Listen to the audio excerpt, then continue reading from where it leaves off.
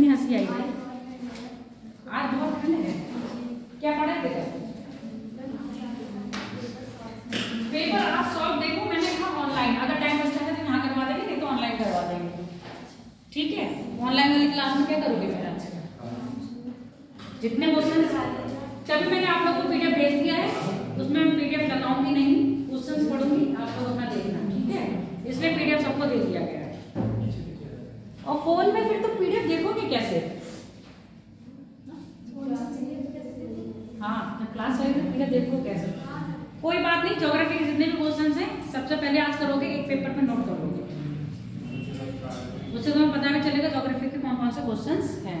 और वही पेपर और बिल्कुल सीक्वेंस जैसे पेपर का सीक्वेंस है उसमें दे रखे हैं, उसी हिसाब से नोट करोगे। पीडीएफ खोलो, जरा दिखाऊंगी, पीडीएफ खोलो। अरे डाउनलोड कर रखी होगी ना, उसमें फिर डेटा एंट्री क्यों होती है? डाउनलोड नहीं, सी सेट वाला क्यों? मैंने पहला भेजो, तुम सी सेट अपने आप से सॉल्व करना, ज्योग्राफी का ये कोई बात नहीं। अब एक कौन सा होता है, लो इसका तो बहुत अच्छा से डाउनलोड। अच्छा, यहाँ पर पहला क्वेश्चन केमिस्ट्री से हुआ है इसमें।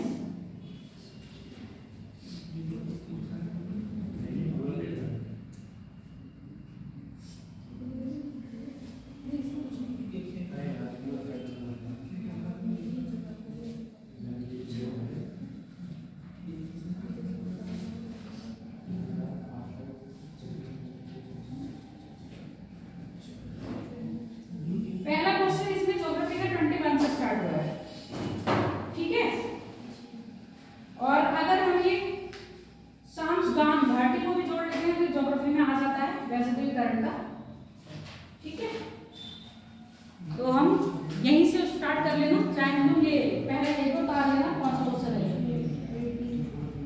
18 है ना, फिर 21, उसके बाद ये नहीं है, ये भी नहीं है, ये नहीं है। तो जितने भी ज्योग्राफी के हैं आप ऐसे नोट कर लेना, तो मैं पेपर से बोलती जाऊंगी और करते जाएंगे, और वहीं पर फिर आप टिक लगा लीजिएगा, पीडीएफ में लगाने में दिक्कत होगी। अच्छा, कल तो हमारा टॉपिक था, क्या कर रहे थे हम लोग? तनाव पढ़ रहे थे।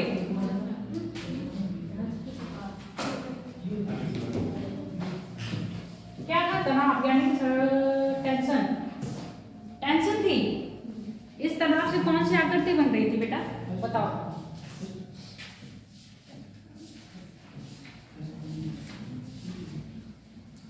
तनाव से क्या बन रहा था? भ्रंश और चटकन, है ना, क्रैक पड़ रहे थे, यानी कि चटकन आ रही थी। सबसे पहले तो चटकन ही आएगी किसी चीज में, और फिर भ्रंश कितने प्रकार के बने थे? एक सामान्य भ्रंश था जिसमें क्या जा रहा था?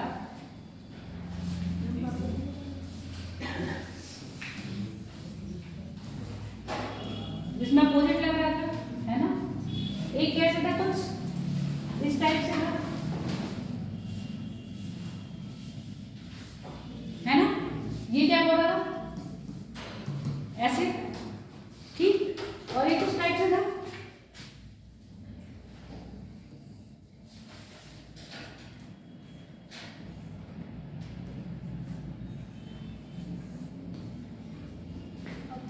है ना, इस टाइप के बनाए थे। तो इनसे आकृतियां बन रही थी, और फिर बताया था कि भ्रंश से क्या बनते हैं आपके? ब्लॉक पर्वत बनेंगे, और ब्लॉक पर्वत के साथ साथ क्या बनेंगे? हॉर्स पर्वत। ब्लॉक पर्वत क्या होते हैं और हॉर्स पर्वत क्या होते हैं? यहीं पर बात रोकी गई थी कल।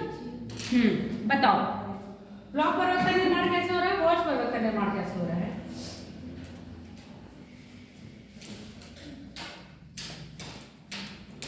अब मुझसे बताना, ये मैंने साधारण स्थल बनाया है, ठीक है, सिर्फ एक लेयर बनाई है, नीचे हमने गहराई नहीं बनाई है।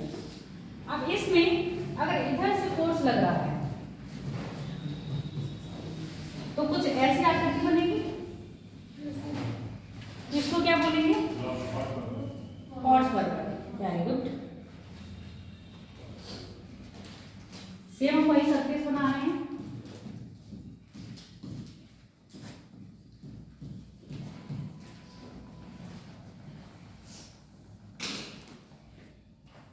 अब क्या बनेगा? अब भी हॉर्स पर्वत बनेगा। चाहे सेंटर से क्या लगेगा फोर्स होके ऊपर वाला, बीच का हिस्सा क्या होगा ऊपर उठेगा, तभी आपका हॉर्स पर्वत का निर्माण होगा।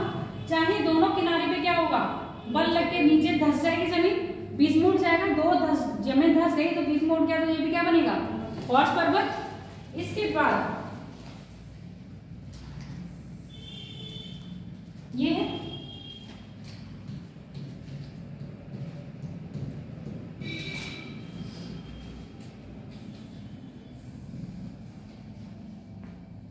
ये क्या बना?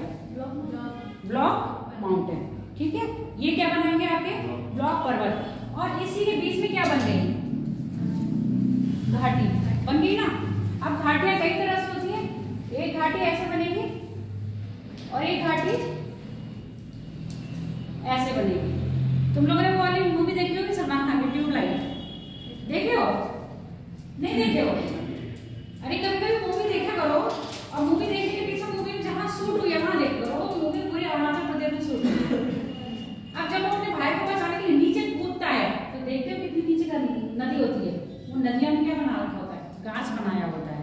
ठीक ऐसे जब आप नर्मदा नदी के पास जाओगे या नर्मदा नदी में घूम रहे होगे तो दोनों तरफ क्या दिख रहे होंगे? पहाड़ी। हाँ, सेम तुमको ये लगेगा पहाड़ पर एक्चुअली में क्या है? वो पठार है। ठीक, वो पठार को किसने काटा है? नदी ने अपना जगह बनाई है ना, वो पठार को काट के। तो सेम ऐसे लगेगा कि ये नदी बह रही है और इधर आपके पर्वत है। तो एक तरफ का सतपुड़ा और एक तरफ आपका क्या है? विंध्य श्रेणी है। सतपुड़ा पर्वत किसका उदाहरण है? आपके ब्लॉक पर्वत का। क्यों है ब्लॉक पर्वत का उदाहरण? उसकी अगर हम बात करें तो एक तरफ विंध्यन, फिर सतपुड़ा, देन अजंता। अब तुम देखो आ गया। तो ये ब्लॉक पर्वत का उदाहरण है। और वैसे देश में देखेंगे तो जर्मनी क्या है आपका? ब्लॉक पर्वत का उदाहरण है। हॉर्स पर्वत कहां पर है? जर्मनी में। तो पहले लिखो, कल जो बात कर रहे थे हॉर्स की। हाँ, जैसे पूरे ब्लॉक माउंटेन बनेंगे तो ऊपर से मतलब कैसे फोर्स लगेगा? ब्लॉक माउंटेन बनेंगे तो जो ये देखो ये फोर्स लग रहा है नीचे, यहाँ की जमीन धंस गई है। अब यहाँ से देखने में आपको माउंटेन जैसा लग रहा है, ये ब्लॉक माउंटेन है। ब्लॉक माउंटेन के लिए बनेगा और हॉर्स के लिए ये दोनों बनेगा। या बीच की जमीन उठेगी या दोनों साइड जमीन धंसेगी। लिखो, पहले लिखो हॉर्स पर्वत।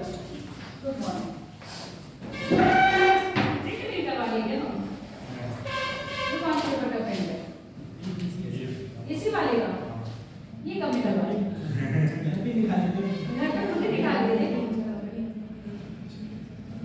इस बार नंबर ऑफ पेपर से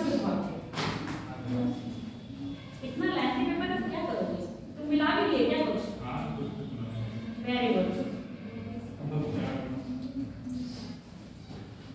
करना भी चाहिए, इसलिए मैंने तुम लोगों को ये दिया है, बैठ के आपस में करो। और जो नहीं मिलता है, जितने भी नोट्स बनाए हैं लोगों को उनसे देखो, और प्रॉपर जितने भी क्वेश्चंस होते हैं इन लोग के इसके लिए क्या करो, एक प्रिंट कॉपी ले लो, एक कॉपी ले लो पूरी। ठीक है, उसमें ऊपर ये डाल करो और हर सब्जेक्ट के लिए अलग अलग बना लो। जितने भी प्रीवियस ईयर के या आपके यूपीएससी के क्वेश्चंस पूछे जा रहे हैं ज्योग्राफी इनके, इन्हीं का उठाया करो। सॉल्यूशन बीच में दिया जाता है, किताब से पढ़ो, उसका नीचे सॉल्यूशन लिखो ऐसा है क्यों। उसके बाद आपके प्रॉपर नोट्स अपने ही तैयार होंगे। जब दिमाग दौड़ेगा ना, दिमाग के घोड़े दौड़ते हैं तो घोड़े कहीं ना कहीं बाद में भी काम करते हैं। दिमाग के घोड़े नहीं दौड़ोगे तो पेपर में भी सोए रहेंगे, कुछ नहीं होगा। अब तुम लोगों को मैंने देखो नदियां जब मैंने तुमको पढ़ाई है उसी समय बताया, कुछ याद करो या ना करो।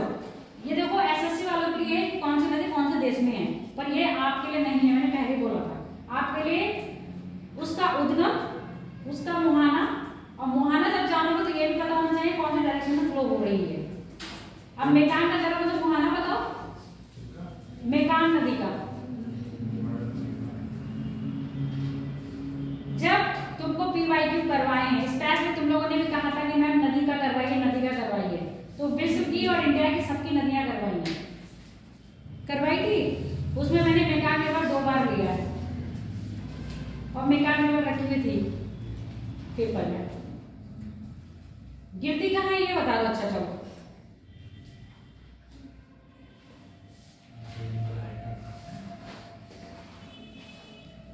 तुमको यही नहीं पता है कहाँ, क्या करोगे आप? है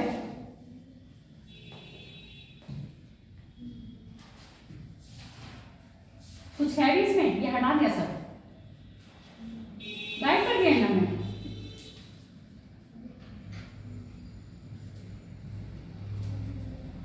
अब नहीं है तो क्या कर सकते हैं, कोई बात नहीं। हम अपने कल के टॉपिक पर आ जाते हैं और फिर आगे की पढ़ाई करते हैं। लिखो हॉर्स पर्वत। हॉर्स पर्वत का निर्माण कराया, हॉर्स पर्वत का निर्माण कराया। ना स्वाति आई है अभी, ना तेज आए हैं, और क्या नाम, आशा भी नहीं आ रही। आशा क्यों नहीं आ रही?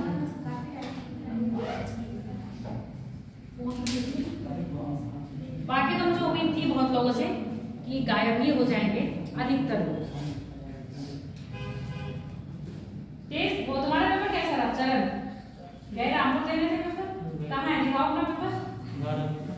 तुम्हारे टिक देखें कौन कौन से तुमने लगाए हैं। नहीं जब ऑनलाइन क्लास होगी, हाँ मैडम मैंने यही लगाया है। ईमानदारी से मैं कह रही हूँ, मेरा एक क्वेश्चन गड़बड़ हुआ है जलवायु में से।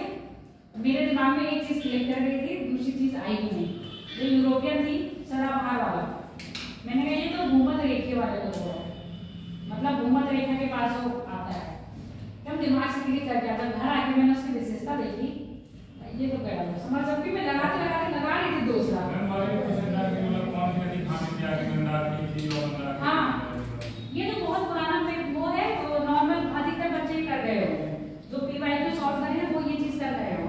पर जिन्होंने अच्छी तरह से मैपिंग नहीं करी है वो ज्योग्राफी वाला वो वाला क्वेश्चन नहीं कर पाएंगे। तो रिवर का मुहाना सॉल्व तो क्या है ना, मेकांग रिवर साउथ चाइना सी में अपना मुहाना बनाती है। जब वो साउथ चाइना सी में बना रही है तो किधर गिरेगी? दक्षिण पूरब में गिरेगी, ना कि पश्चिम में। और उसमें दे रखा है पश्चिम। पहली बात इतना ही दिमाग लगा लो कि ये चाइना वाली नदियां हैं, ये है ना चाइना। कहाँ है? तुम बनोगे कि नहीं बनोगे भाई? आधे से ज्यादा तो मुझे परेशान करता है ये। ओके वाइट, चलो ठीक। ऐसे करके अगर हम चाइना का बनाए तो तिब्बत के पठार से निकलती है और ऐसे करके फ्लो के आती है, ठीक है। अब एशिया को अगर आधा काटोगे तो बताओ कि क्या होगा? एशिया को अगर हम ऐसे आधा काटेंगे, उत्तर और ये पूरब, इधर पश्चिम। अब ऐसे निकल के ऐसे फ्लो करती है तो बताओ कहाँ गिरेगी? दक्षिण पूर्व में, और उसमें दक्षिण पश्चिम दे रखा है। दिमाग लगा लेते हैं, एशिया की नदी है, पूरब में रहेगा तो पश्चिम कहाँ से आएगा? पश्चिम का मतलब इधर बहती। अगर इधर से निकल के इधर बहती तब होती, पर वो तो इधर बह रही है।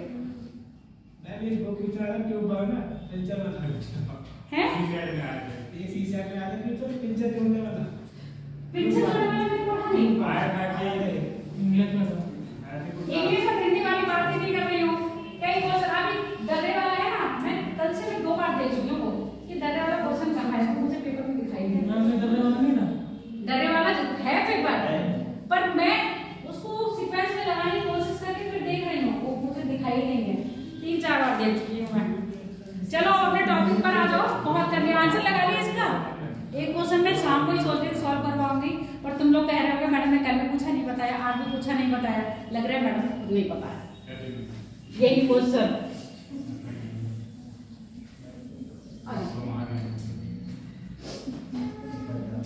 हॉर्स पर्वत लिखो। हॉर्स पर्वत का निर्माण कराया, हॉर्स पर्वत का निर्माण कराया भूपटल की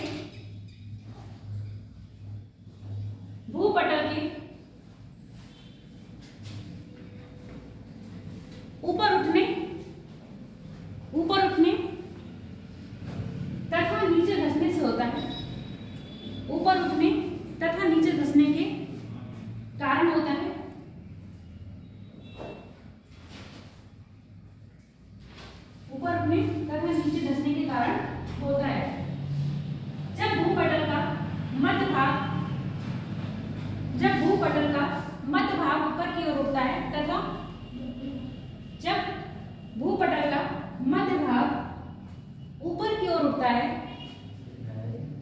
तथा किनारे स्थिर रहते हैं, किनारे स्थिर रहते हैं, तो मध्य का उठा हुआ भाग, तो मध्य का उठा हुआ भाग, आज तुम्हारा दोस्त कौशल नहीं आया, कल तो आया, क्या नहीं है, और अभिषेक भी नहीं है। ऐसे कैसे काम चलेगा? एक दिन आते हो फिर एक दिन आए, वो तो नहीं आएंगे, सिमरन नहीं आएंगे।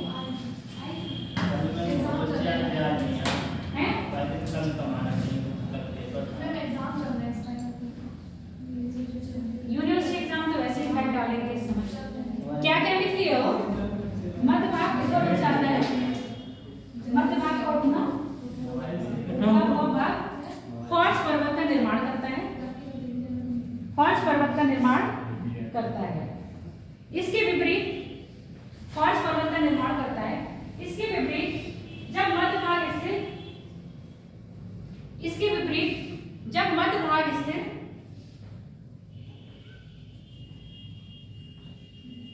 तथा किनारे नीचे की ओर स्थिर तथा किनारे नीचे की ओर धंस जाते हैं, तथा किनारे नीचे की ओर धंस जाते हैं, तब भी क्या बनेगा? और हाँ, इस प्रक्रिया के या इस घटना के परिणाम स्वरूप क्वार्ट्ज पर्वत का निर्माण होता है।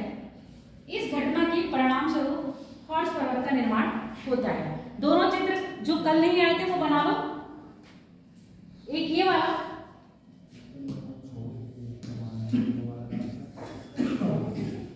और एक ये वाला, ठीक है? जो थ्योरी लिखवाई है क्वार्ट्ज पर्वत की लिखवाई है, निर्माण क्रिया में आप दोनों ही चित्र बना लीजिए।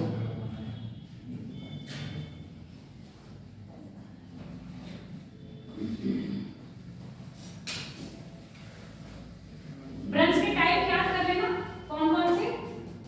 समान ब्रंश, विक्रम ब्रंश, जो कल ऐसे चित्र बनवा दिए थे और लिखे हुए तो तुम लोगों ने साइड में लिखे होंगे।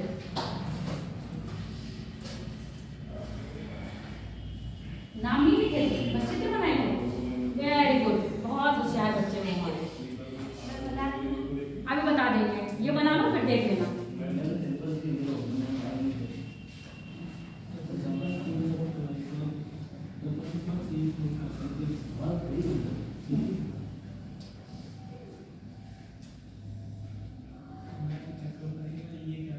सरनाम नहीं आया, सरनाम कहाँ गया?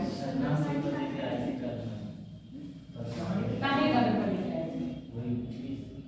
बीसीएस का कहाँ गया था उसका सेंटर? रामपुर। यूपी वालों को ये तो यूपी वाले ने बहुत वो करा है। हर स्टेट वाला अपने स्टेट के लिए सोचता है, यूपी स्टेट अपने स्टेट के बच्चों के लिए सोचती ही नहीं है। यूपी स्पेशल डाला ही नहीं है। अगर यूपी स्पेशल भी डालते तो यूपी वालों के बच्चों के एटलीस्ट 8 से 10 क्वेश्चन सही हो जाते, तो 8 से 10 क्वेश्चन में ही वो आगे बढ़ जाते। उत्तराखंड में देखो वहाँ यूपी का लेते हैं, यूपी का क्यों नहीं? उन्होंने उत्तराखंड का नाम खा के दिए। 2 क्वेश्चन उत्तराखंड के हैं, एक रामगंगा परियोजना और दूसरा आपका रुपाला आओ और ये लेके जाओ। यूपी का तो कुछ पूछा ही नहीं, 2 है उत्तराखंड से है पूरा। ऐसा लगता है कि कोई जिसने ये पेपर बनाया है कहीं उत्तराखंड का, उस सर उसके जाके उत्तराखंड में रहा होगा बट वालों और यूपी में आके देश का अभी तक उत्तराखंड के साथ है।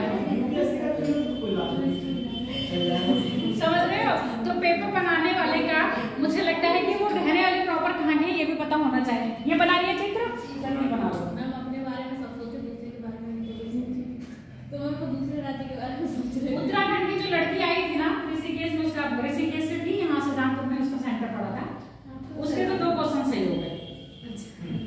क्यों? उत्तराखंड विशेष में पढ़ी होगी और उसमें उत्तराखंड की भैया एक आपने करंट पूछ लिया क्या, दूसरा उसकी योजना पूछने गई। अच्छा उसमें बताओ कौन सा गलत है, बता पाओगे? कभी भी देखना आयोग क्या करेगा, डेटा के साथ खेलता है। जहां डेटा हो वहां पर डाउट भी रहना हमेशा, और इसमें डेटा के साथ ही खेला है। कितनी 580 कुछ लंबाई दी है, बाकी कम है। तुम प्रिंट निकाले हो उसी में देख लो, इसलिए मैं बिना तुमको कह रही हूँ। बाकी सारा क्वेश्चन सही है, उसमें ऑप्शन सही है वो गलत है, बना दिया। चलो आगे बढ़ते हैं। अब लिखो ब्लॉक पर्वत।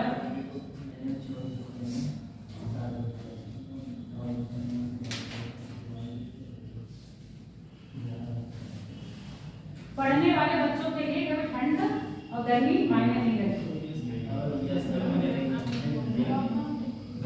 ब्लॉक माउंटेन, ब्लॉक पर्वत, ब्लॉक माउंटेन का निर्माण प्रायः, ब्लॉक माउंटेन का निर्माण प्रायः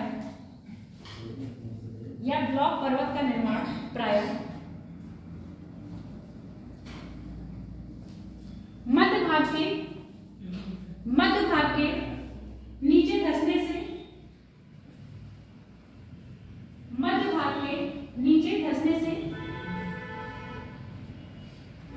नीचे धंसने से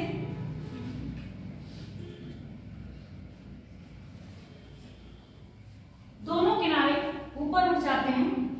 बस एक चीज नीचे धंस गई तो एक क्या हो गया, अब ऐसे समझो, ये चीज उठी हुई है, ये बेंच उठी हुई है, अगर इस बेंच पे डंडा मान लो धंसा हुआ है तो यहाँ से देखने में ब्लॉक पर्वत टाइप लगेगा, बिल्कुल वैसे ही देखिए। ठीक है, मध्य भाग नीचे धंसने से दोनों किनारे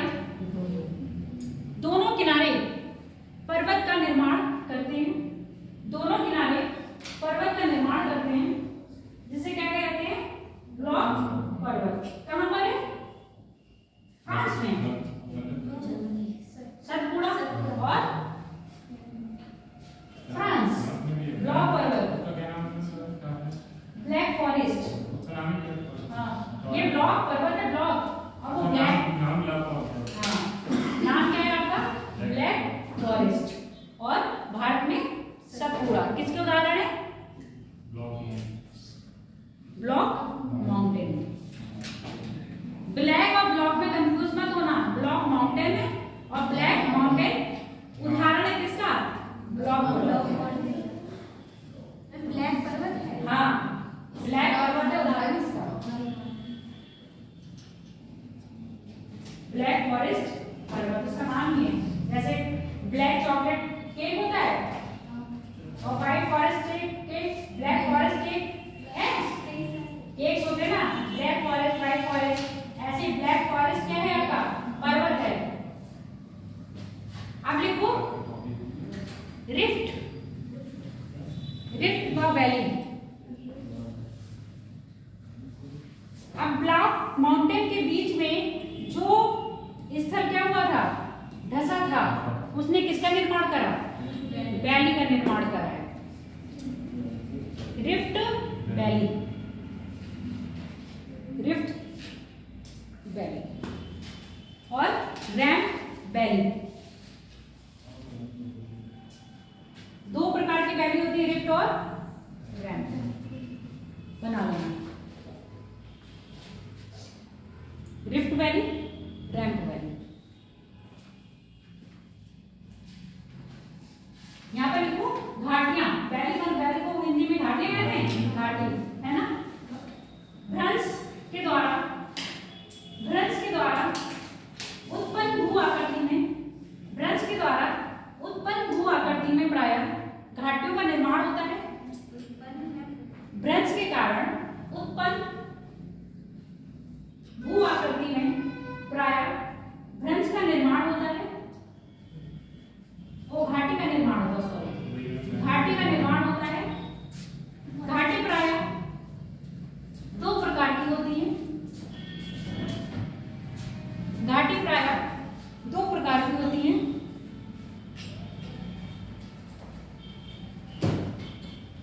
रैम्प और रिफ्ट।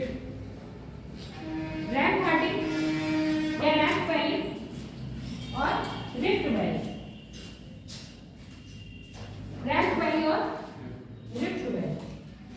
चित्र बना दो। ये जो बना हुआ है चौकोर सा, ये आपका है रिफ्ट वैली का, और जो हम ये तिकोना बनाए हैं ये आपका रैम्प वैली का है।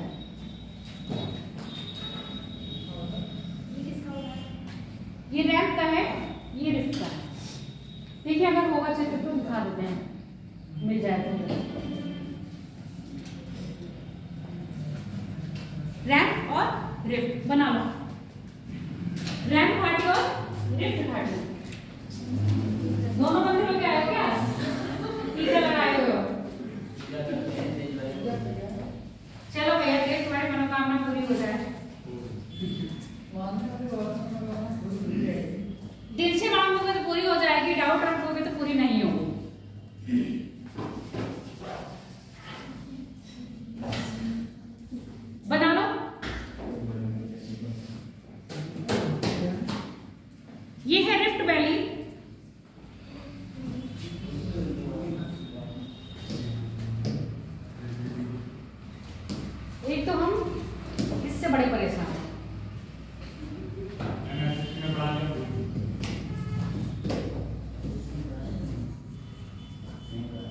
और ये रैंप वेल।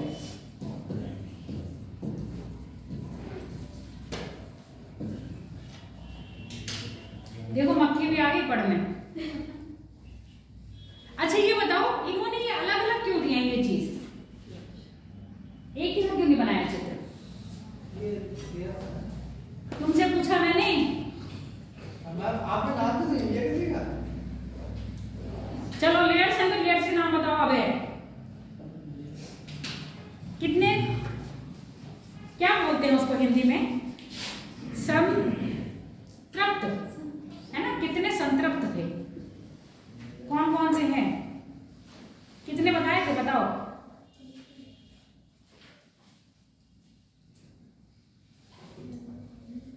देखो कैसे भूले बैठे। ए बी सी याद आया कुछ? नहीं। डी ए संतृप्त, बी संतृप्त, सी डी।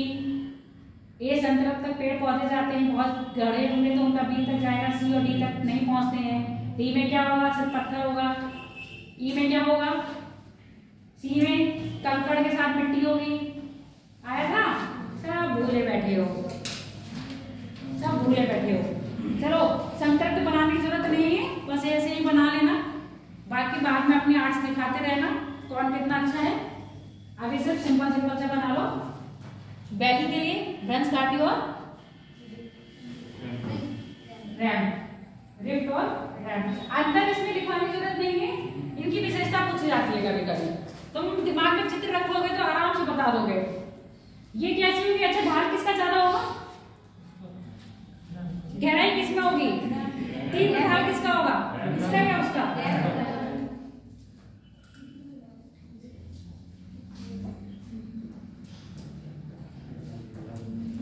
एक होता है तीव्र और एक तो तीक्ष्ण। यहां पर देखो है तीव्र, वी आकार में बन रही है। आकार याद रखना, एक वी आकार में होगा, एक यू आकार में होगा। ठीक है, जो यू आकार वाली होगी अगर यहां से तुम्हें फेंका जाएगा तो कहीं रुकने की जगह है? अरे सीधा है ना एकदम, इस तरह से देखो। और इसमें क्या है? एकदम ये खड़ा ढाल है। ये क्या है? तिरछी ढाल में है, एकदम ये खड़ा हुआ है। खड़े हो ज्यादा खतरनाक होगा, ये वाला खतरनाक होगा? खड़ा हुआ ज्यादा खतरनाक होगा, ऊपर से गिरोगे। इसलिए मैंने कौन सी ट्यूबलाइट मूवी का इसलिए तो उदाहरण दिया था। जब वो ऊपर कूदता है तो उसकी कौन सी वैली होती है? रिफ्ट वैली होती है, रैंप वैली नहीं होती है। जब भी मूवी देखो ना, उसके पीछे चित्र भी देखा करो कि क्या दिखाना चाह रहा है। वो एकदम खड़ी ढाल दिखाई। जब ऊपर से कूदा तो नीचे कोई पत्थर नहीं था। अब मान लो यहाँ से कूदेगा, अगर उसका डायरेक्शन ये रहा तो कहाँ पर आके गिरेगा? और यहाँ पर कूदेगा तो सीधे पानी में।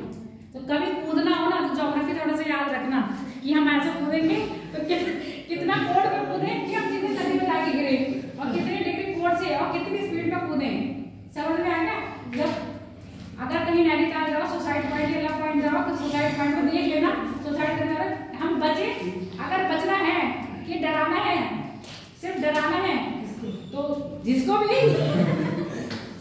तो ऐसे बिल्कुल कैलकुलेशन लगाना कि पानी में गिरो तो ये भी लगेगा हाँ मेरे लिए जान दी।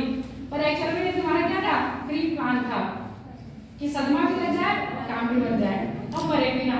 ठीक है, हॉस्पिटल में फूल लेके आ जाएंगे। बन गया? अब हम बात करते हैं अपने टॉपिक पर। आ जाए फिर से, बहुत मस्ती हो गई थी लोगों की।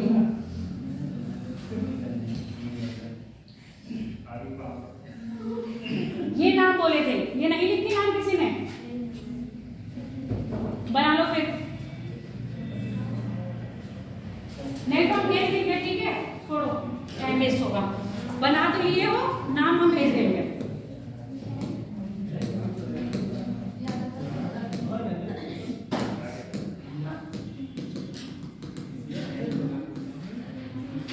कितना पढ़ लिए हैं यहाँ से? टेंशन पढ़ लिए ना पूरी? टेंशन खत्म हो गई आप सबकी? Very good. अब हम आते हैं कंप्रेशन पे। अब जोर देंगे, टेंशन खत्म कर दी ना, अब जोर भी तो देना है हमें आप पे। जोर का मतलब संपीड़न हो रहा है। संपीड़न कैसे लगेगा? जब भी भूपटपटी पे संपीड़न लगेगा तो आपके पर्वत ही बनेंगे। पर कैसे बनेंगे? बलित पर्वत बनेंगे। कौन से? बलित पर्वत, यानी कि उनमें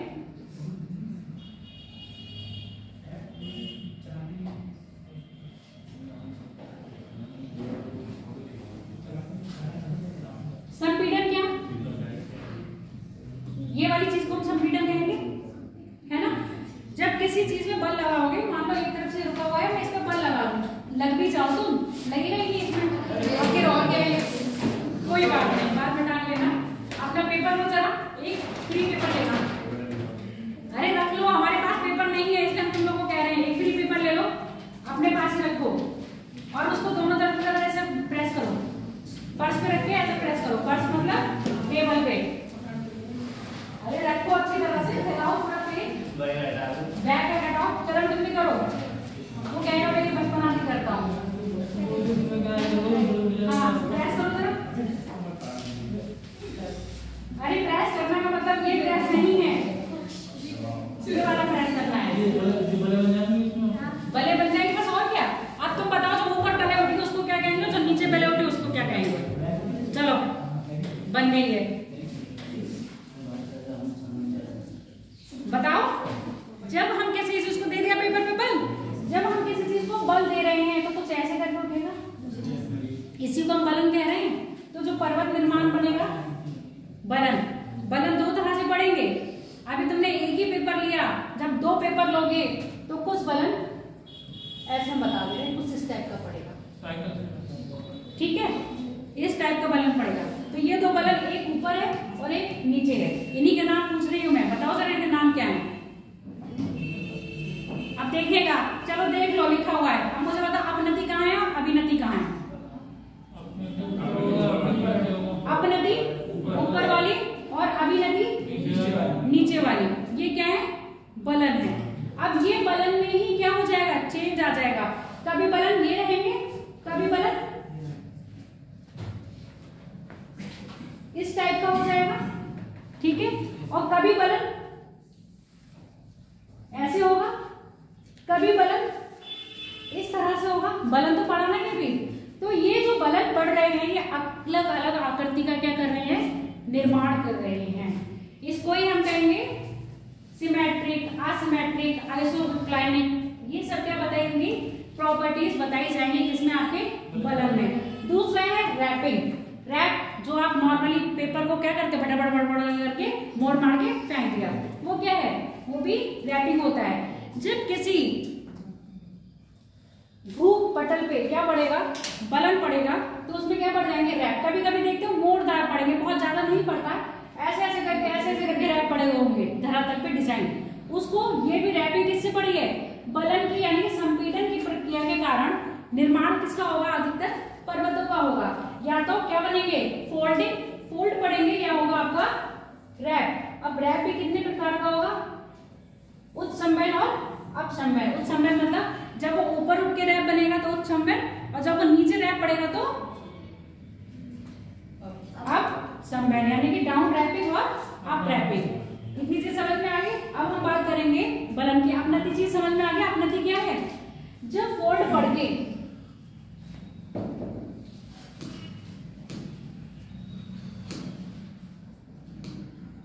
ये हमको आधा कालो करके रखेगा,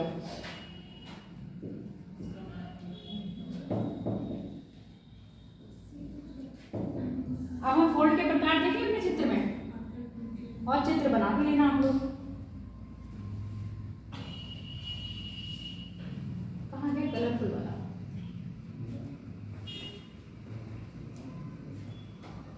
अभी यही चीज बताई थी, बलन जब आगे जाएगा पीछे जाएगा। ये देखो यहाँ बलन एक जैसा लग रहा है तो इसको क्या कहेंगे, सिमेट्रिक। कैसा, बलन में दोनों ही भुजाओं यानी दोनों तरफ का ढाल कैसा होगा, समान होगा। इधर देखने में ढाल समान होगा, वो सिमेट्रिक। एक तरफ ढाल कम और एक तरफ ढाल अधिक, तो वो असिमेट्रिक। जब क्या हो जाएगा, जब ये फोल्ड होके जाएगा, फोल्ड तो हो रहा है, पर यहाँ पर जो पैरेलल, ये जो इसकी बलन है इस तरह से होगा, तो वो समांतर बलन में आएगा। कैसा बलन है, समांतर। इसके कैसे चल रहा है, समांतर है, पर ये लंबवत बलन में आएगा। इनकी ये दोनों भुजाएं क्या होंगी, बराबर हैं, और ये किस पैटर्न में आएगा, लंबवत। अब ये थोड़ा सा कैसा हो जाएगा, क्षैतिज। जब ये क्षैतिज हो जाएगा तो इसके तब भी तो इसके समांतर रहेंगी, पर ये समांतर अब लंबवत ना होगी, कैसी हो जाएंगी, क्षैतिज में। समझ में आ गया, समांतर दोनों भुजाएं समांतर हैं, किसी भी बलन की पहली भुजा और दूसरी भुजा समान है, पर ये कैसी है, लंबवत है। और ये भी समान समांतर है, पर ये लंबवत ना होकर कैसी है, क्षैतिज है। अब कभी अपक्षय अपवर्तन की बात करेंगे, आगे पढ़ोगे, तुम्हारा टॉपिक है अपक्षय अपवर्तन का, तो ये मैं इसलिए बता दे रही हूँ। अब इसमें बताओ कौन सी चट्टान या कौन सी भू आकृति में सबसे पहले अपक्षय का प्रभाव पड़ेगा।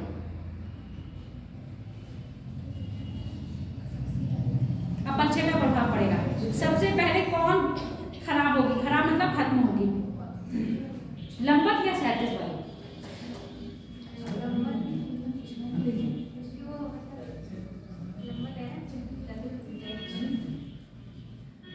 इसी तरह के क्वेश्चन बनते हैं, बताओ कैसे जाएगी, सबसे पहले किसका अपक्षय होगा।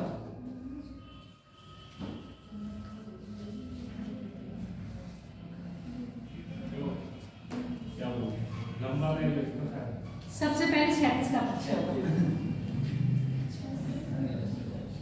सबसे पहले क्षैतिज का अपक्षय होगा, लंबवत का नहीं।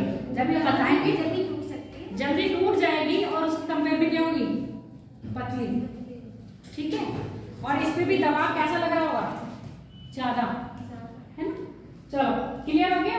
तो आप लिखो पहले बलन, बलन लिखो, बलन। कंप्रेशन लिखो पहले, संपीड़न, संपीड़न लिखो पहले, संपीड़न तो पहले, संपीड़न क्या होता है, संपीड़न प्रायः, संपीड़न प्रायः भूपटल पे लगने वाला, भूपटल पे लगने वाला, सामान्य दिशा में लगने वाला, इसे लिखो, भूपटल पर सामान्य दिशा में लगने वाला बल है, सामान्य दिशा में लगने वाला बल है, लगने वाला बल है, जिसके परिणाम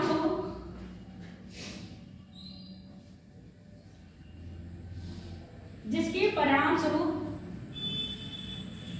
भूपटल पे, जिसके परिणाम स्वरूप भूपटल पे बलन पड़ते हैं,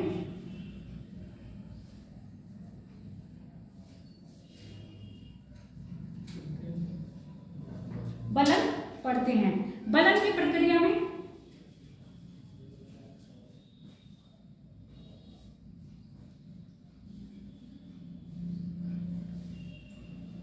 अपनति तथा अभिनति सम्मिलित होते हैं। बलन की प्रक्रिया में अपनति तथा अभिनति सम्मिलित होते हैं।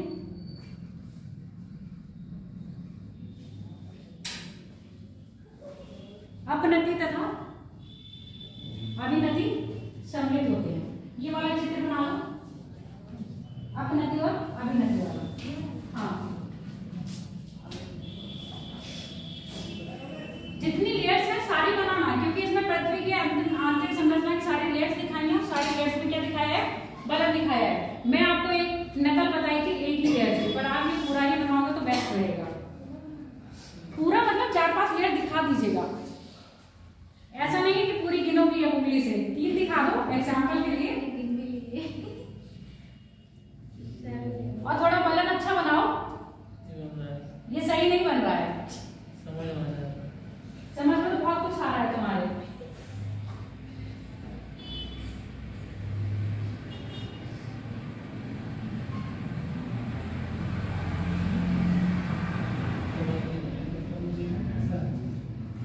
इसी में आता है सम अभिनति और सम अपिनति।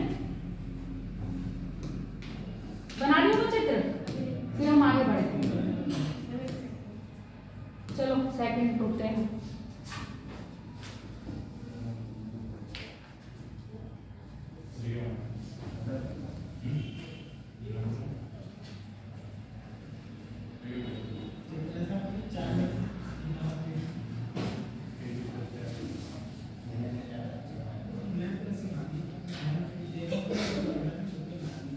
क्या कह रहे हो?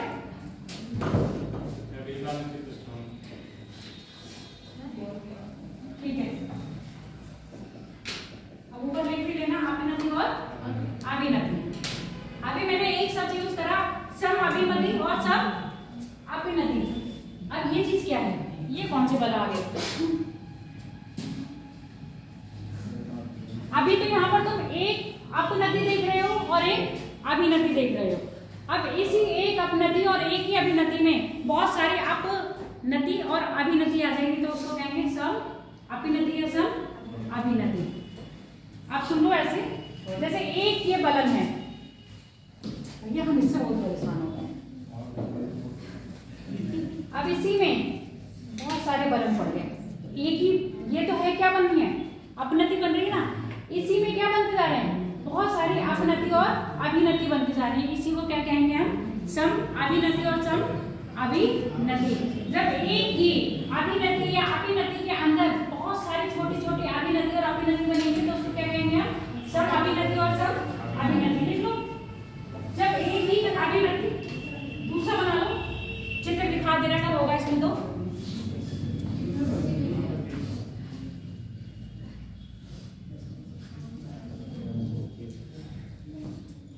होना तो चाहिए,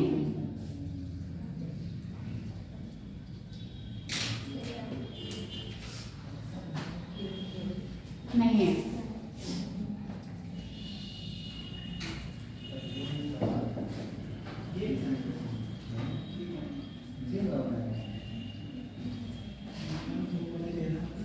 है नहीं, फिलहाल ऐसे बना लो जैसे हम ये बनाए थे, ऐसे अभिनति बनाना, उसी में बहुत सारी अभिनति दे देना साथ ही साथ में।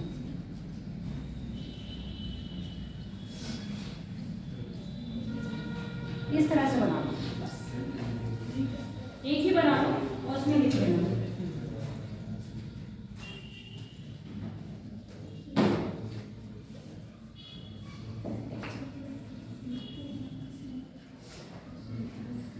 दिख रहा है रेड, व्हाइट पे रेड नहीं दिखेगा।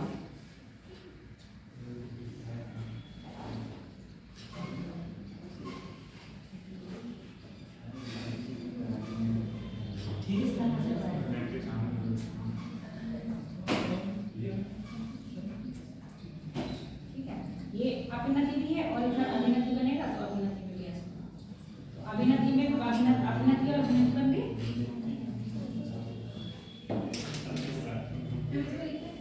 हाँ, ऐसे लिखो, जब एक अपनति तथा अभिनति में, जब एक अभिनति तथा अभिनति में बहुत सारी छोटी छोटी, जब एक अभिनति तथा अपनति में बहुत सारी छोटी छोटी अभिनति और अपनति बनती हैं। बनती का की जगह निर्माण कर लेना, अभिनति और अपनति का निर्माण होता है, तो उसे समनति, सम अपनति तथा सम अभिनति कहते हैं। तब उसे सम अपनति तथा सम अभिनति कहते हैं।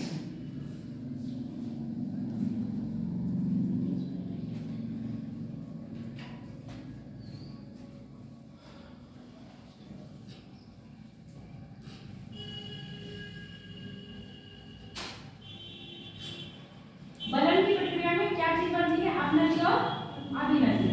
अब ये अपनति और अभिनति के बलन जब क्या होता है, जब बलन की भुजाएं असमान होकर या उनका झुकाव 90 डिग्री 45 डिग्री हो जाता है या समानांतर हो जाता है किसके धरातल के, तो ये विभिन्न प्रकार के बलन का क्या करता है, निर्माण करता है। तो आप लिखो बलन के प्रकार, बलन के प्रकार, टाइप ऑफ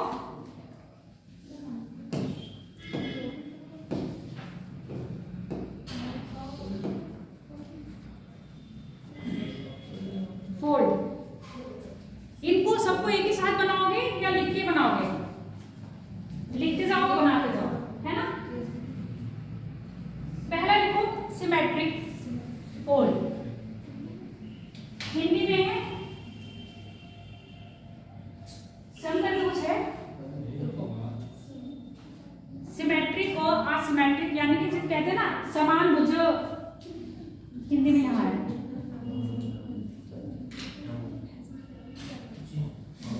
समपति बलन और असम्मति बलन। जूम करते हैं, तुम ऐसा करो, सारे नाम लिख लो, पहले नाम लिख लो, ठीक है, फिर हम बताते जाएंगे और चित्र दिखाते जाएंगे। सम्मति बलन, सिमेट्रिक कोण, असम्मति बलन, असिमेट्रिक कोण, एक दिक्नत बल, मोनोक्लाइन, एक दिक्नत। तुम लोग पीछे भी बैठो, आगे सीट खाली है, आंखों पे जोर देते हो।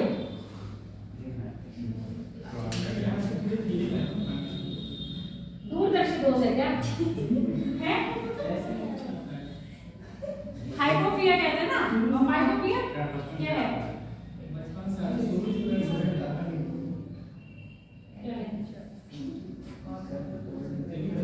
ठीक है, बहुत अच्छा किया है। आज का वाला बहुत अच्छा है।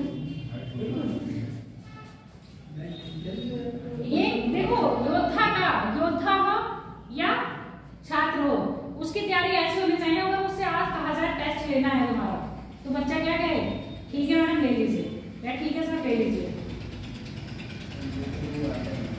उससे क्या होता है ना, अटेंडम अगर आपसे कोई टेस्ट लिया जाता है, मैं भी सोच रही हूँ तुम लोगों का टेस्ट लूंगी, आज क्लास वैसे भी लंबी रहेगी, ये पढ़ा के फिर तुम लोग का टेस्ट होगा। ऐसा टेस्ट वाला नहीं है कि तुमको नंबर दिए जाएंगे, फास्ट होगा, बस तुम लोग को भी पता होगा कि हमको कैसे क्या करना है। लिखिए, जल्दी जल्दी लिखो प्यारे बच्चों हमारे, आगे बढ़े। बहुत है, ग्रीवा बहुत पूछा जाता है, ग्रीवा आप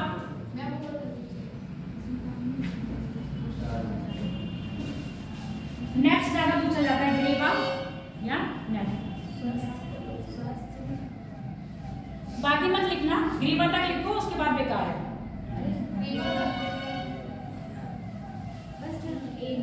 लिखना चाहो तो लिख लो, ऐसा हम ये नहीं कह रहे। खुला बदन, क्लोज बदन,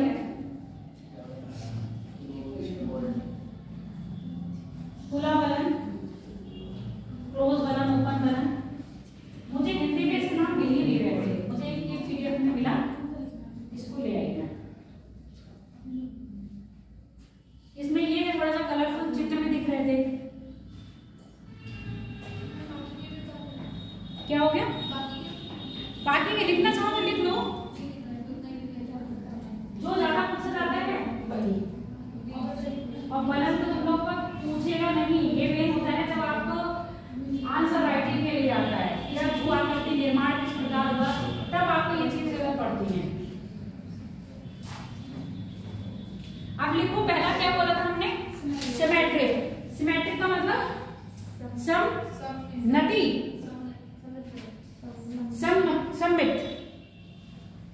सममित बलन। इस बलन में प्राय बलन की दोनों भुजाएं समान। इस प्रकार के बलन में प्राय बलन की दोनों भुजाएं समान, बलन की दोनों भुजाएं समान तथा समान ढाल वाली होती हैं। दोनों भुजाओं की लंबाई समान तथा समान ढाल वाली होती हैं। समान ढाल, अब चित्र आप कुछ ऐसा देख के बना लो, अगर बना पा रहे हो तो। यहाँ देखो, ढाल कैसे है? समान है। अगर हम इनकी लंबाई की बात करें तो भी कैसी है? समान है। तो इसको कहेंगे हम सममित बलन, सिमेट्रिक फोल्ड। चित्र ऐसे बना लीजिए, सिमेट्रिक फोल्ड।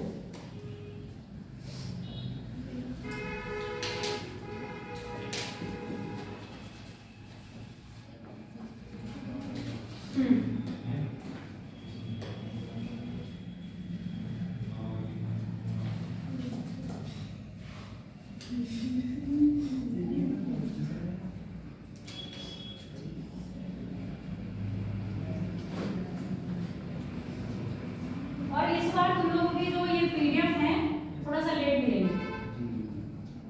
लेट मिलेंगे मतलब जनवरी 5 जनवरी तक तो नहीं मिलेंगे सभी, उसके बाद ही मिलेंगे। जाती रहेंगे हम, और कोई जिंदगी नहीं है हमारी जाने के अलावा। देखो जा रहे हैं हम, अभी नहीं जा रहे। हो गया ये बढ़िया चित्र सबका। अब लिख लो असम्मति बल, असम्मित बल। यानी कि असिमेट्रिक फोल्ड। बलन है, बल नहीं बलन, असिमेट्रिक फोल्ड। असिमेट्रिक फोल्ड के अंतर्गत इसमें क्या होगा, बलन की दोनों भुजाएं समान होंगी क्या? भुजाएं समान होंगी पर उनका ढाल क्या होगा? असमान होगा। एक का ढाल कम और एक का ढाल तीव्र होगा। ठीक है, लिखो इस बलन में बलन की भुजाएं समान परंतु उनके ढाल असमान होंगे। अर्थात इस प्रकार के बलन में बलन की भुजाएं समान तथा ढाल असमान होंगे।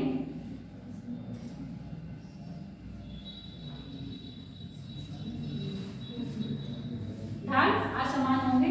एक तरफ एक साइड, एक तरफ ढाल तीव्र तथा दूसरी तरफ ढाल मंद होगा। इसका चित्र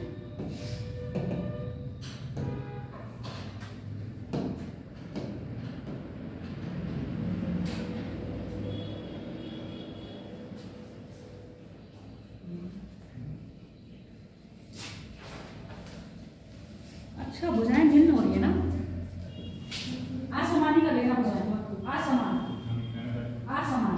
आ लगा लो, उसके बाद एक भुजा बड़ी होगी और एक भुजा छोटी होगी और ढाल एक तरफ तीव्र और एक तरफ मंद होगा।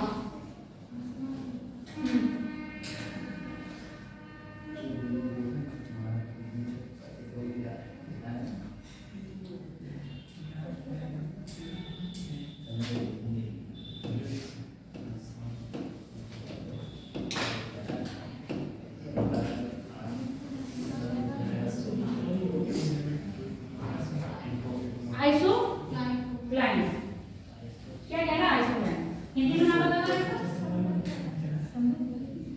हिंदी में नहीं लिखा।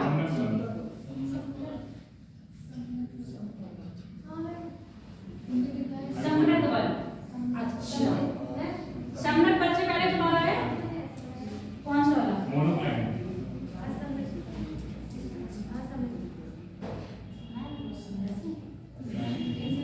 अगर तुम इसको ऐसे भी करके ना, इस तरह से ऐसे होता है, समझ में लोगे, इस तरह से करोगे तब भी समझ में आएगा। अब यहाँ बलन यहाँ पे ज्यादा देती है तो आप ऐसे करते हो।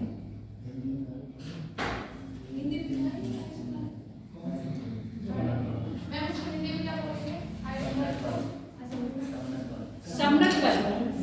समृद्ध बल से पहले एक बल तुम्हारा जो लिखा है एक नट है ना, मोनोक्लाइन। मोनोक्लाइन को समझ लो, इसमें मोनोक्लाइन का चित्र नहीं दे रखा है। मोनोक्लाइन में क्या होता है, जब आपका एक बलन है और एक बलन में क्या होगा, एक ढाल बहुत ऊंचा, ये जो बात बता रहे थे, एक ढाल बहुत तीव्र और एक ढाल बहुत कम होगा, वो आपका मोनोक्लाइन कहलाएगा। मोनोक्लाइन का चित्र यहाँ देख लो, उसमें है ये।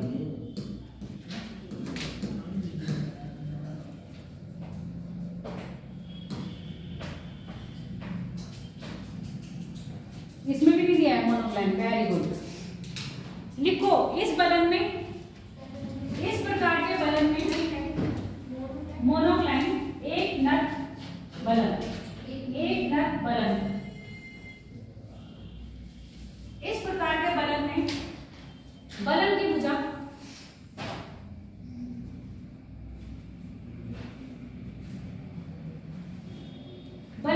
का ढाल 90 डिग्री, यानी कि एक खड़ा होगा और दूसरा कैसा होगा, ढाल खड़ा वाला ढाल 90 डिग्री वाला बहुत तेज होगा और दूसरा कैसा होगा, थोड़ा सा कम होगा तो हल्का ढाल होगा। यानी 90 डिग्री लिखा, बलन का एक ढाल 90 डिग्री तथा दूसरा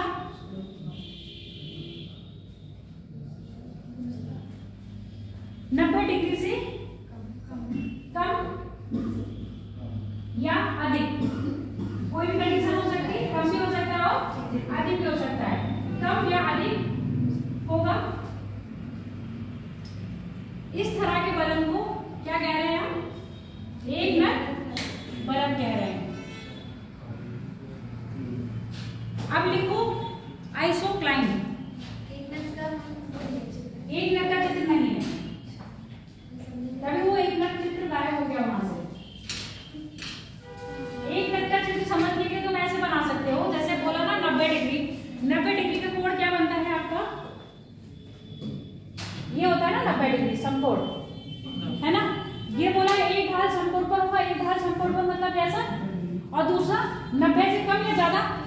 90 से कम करोगे तो ऐसे जाएगा ना, है ना। तो अगर फॉर एग्जाम्पल तुम लोग बनाना चाहते हो तो इस तरह से कुछ बना लो।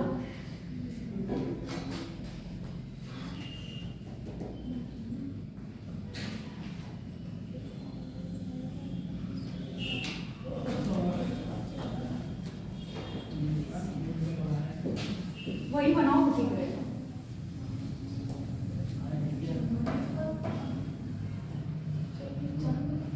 अगर बनाना चाहते हो तो कुछ इस तरह से बनाओ।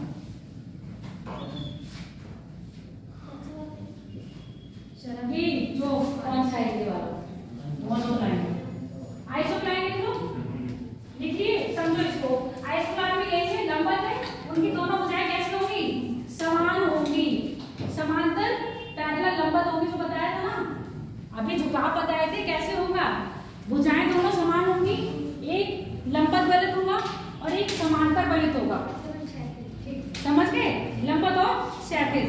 अब यहाँ पर लंबवत आ रहा है, यहाँ पर क्षैतिज आ रहा है, यहाँ पर भी क्षैतिज बलन आ रहे हैं, देख रहे हो। तो अब यहाँ पर लिखो समनत बल में, इस बलन में प्रायः, हाँ इस बलन में प्रायः बलन की दोनों भुजाएं समान, बलन की दोनों भुजाएं समान तथा बलन की अपनति और अवनति, बलन की अवनति और अपनति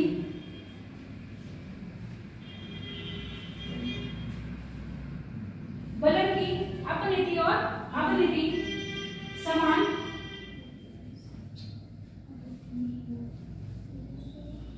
यहाँ पर बलन की दोनों भुजाएं समान, उसी में जोड़ देना तथा समानांतर होंगी, समान तथा समानांतर होंगी, नहीं तो फिर लैंग्वेज अलग लाइन फिर दूसरी लिखवानी पड़ेगी। यही बिल्कुल समान तथा समानांतर होंगी तथा बलन की अपनति और अभिनति समान, बलन की अपनति और अभिनति समान होंगी। समनत बलन में, समनत बलन में बलन लंबवत होंगे, समनत बलन में बलन लंबवत होंगे, क्षैतिज नहीं।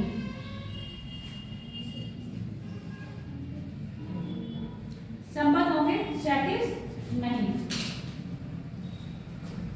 अगला लिखो, कौन सा है? परिवलित बलन। चित्र बना लो इसका, ये वाला समनत बल का।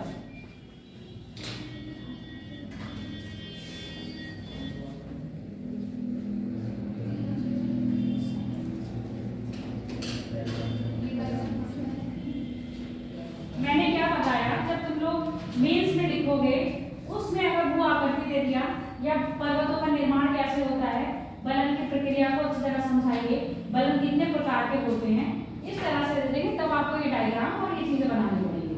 मेंस के लिए है, प्री में नहीं मैं लिखाऊंगी। क्यों नहीं लिखाऊंगी? क्योंकि टाइप पूछ लेगा कि ये किस बलन का प्रकार है, तो आपको उसकी डेफिनेशन नहीं, उसकी क्वालिटी कैरेक्टरिस्टिक्स आनी चाहिए।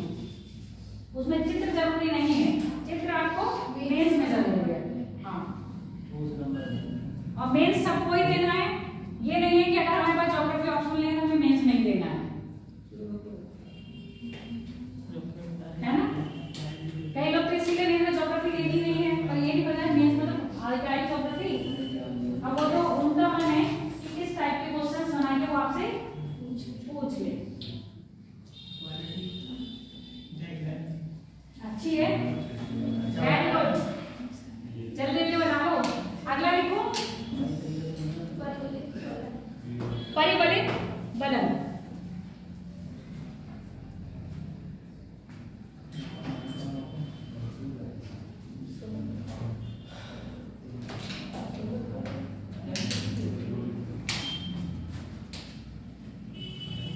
इसमें लिखो परिवलित बलन प्रायः समनत बलन के विपरीत, समनत बलन के विपरीत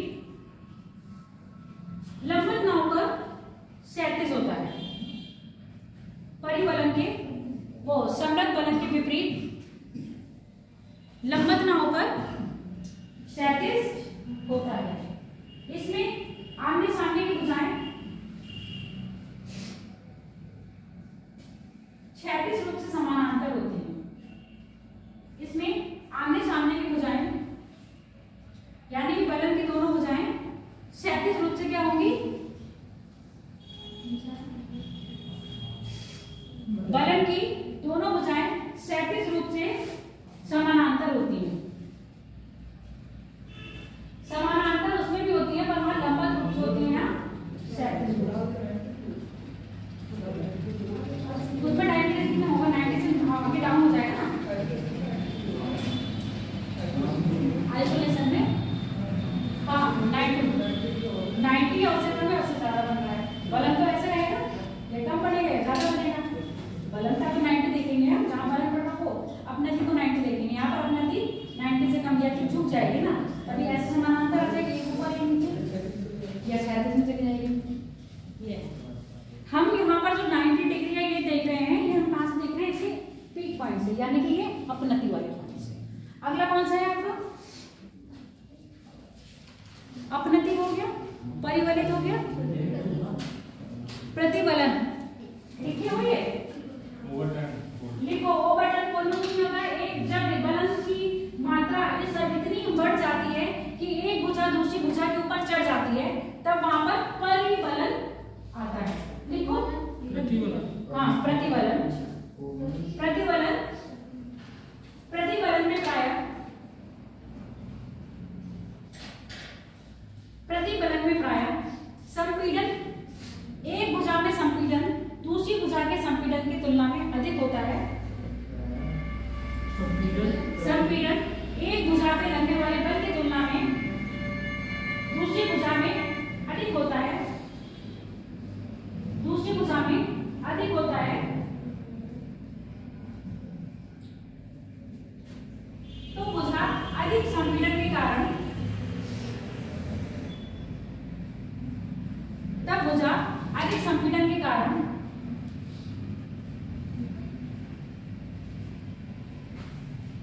दूसरे पर चढ़ जाती है, दूसरी भुजा पर चढ़ जाती है। ऐसे देखो, जब आप किसी चीज को बहुत ज्यादा प्रेशर करते हो तो प्रेशर की मात्रा इतनी अधिक हो जाती है। आप ऐसे समझो, जब किसी गाड़ी में टक्कर होती है ना, गाड़ी में टक्कर हुई, वही संपीड़न तो लग रहा है, दोनों गाड़ियां आपस में क्या आ रही है? एक समान आ रही है। जो गाड़ी बहुत ज्यादा स्पीड में होगी वो दूसरी गाड़ी के ऊपर चढ़ जाएगी। ठीक यही बात है, जब दो बलन लग रहे हैं तो बलन का काम हो रहा है, यानी कि आपका जो बलन की भुजा है, बलन पड़ रहा है तो ऊपर उठ रहा है। पर जिस भुजा में बलन ज्यादा होगा, बहुत स्पीड में लगा होगा, बहुत तेज होगा, तो वो कैसे अंदर झुकेगी ना। यही बात इसमें क्या हो, अंदर की ओर क्या उलट जाती है, अंदर की ओर दूसरे दूसरे में चढ़ जाती है। इसी को हम कह रहे हैं प्रतिबलन। अब प्रतिबलन का चित्र वो वाला है, उसको बनाना। और बलन कभी कभी इतना होगा कि आपस में दोनों भुजाएं क्या हो जाएंगी? पलट के जुड़ जाएंगी, पता ही नहीं चलेगा पहली भुजा कौन सी और दूसरी भुजा कौन सी। बलन क्या दिखाई देगा? लास्ट में दिखाई देगा। ये वो चित्र के वाला बनाने से लास्ट वाला है प्रतिबलित। हाँ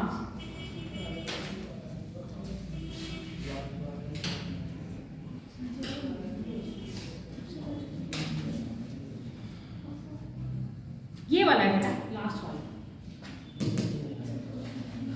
ये अभी बनाया ना परिबलन, ये वाला बनाना है, ये वाला बनाना है। ये प्रतिबलन का दिख रहा है, ये वाला परिबलन। परिबलन का चित्र बनाना, नीचे वाला सॉरी ऊपर है प्रतिबलन का।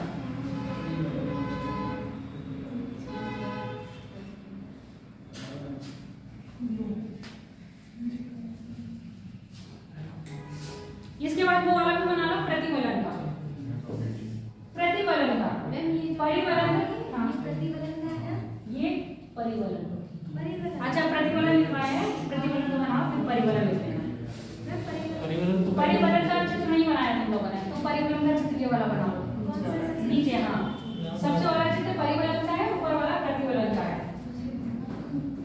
तुमने चित्र बनाए नहीं तो तुमने बताया नहीं मैडम चित्र नहीं बनाया हम इसका।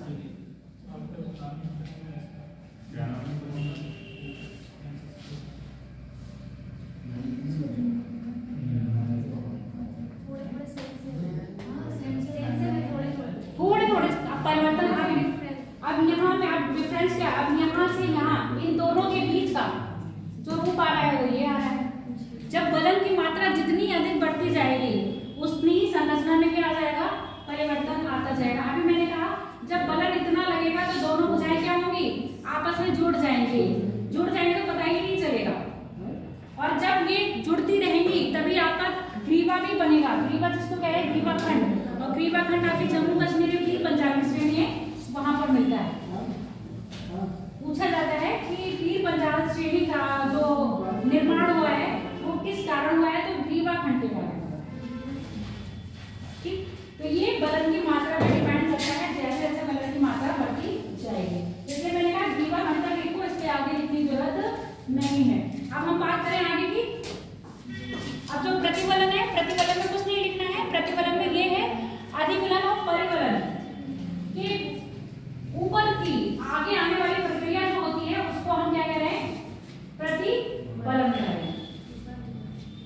वो सॉरी अधिचित बलन, ओवर थ्रस्ट। अब ये लिखो ओवर थ्रस्ट वाला, जूम कर दो, लिख के नहीं दो उसमें तुम।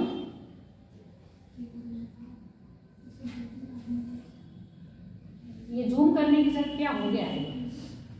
अधिक्षिप्त बलन, over thrust, over thrust, over thrust, अधिक्षिप्त बलन, ओवर थ्रस्ट, अधिक्षिप्त बलन, परिबलन, प्रतिबलन। परिबलन और प्रतिबलन की आगे की प्रक्रिया को क्या कह रहे हैं, प्रतिक्षिप्त बलन।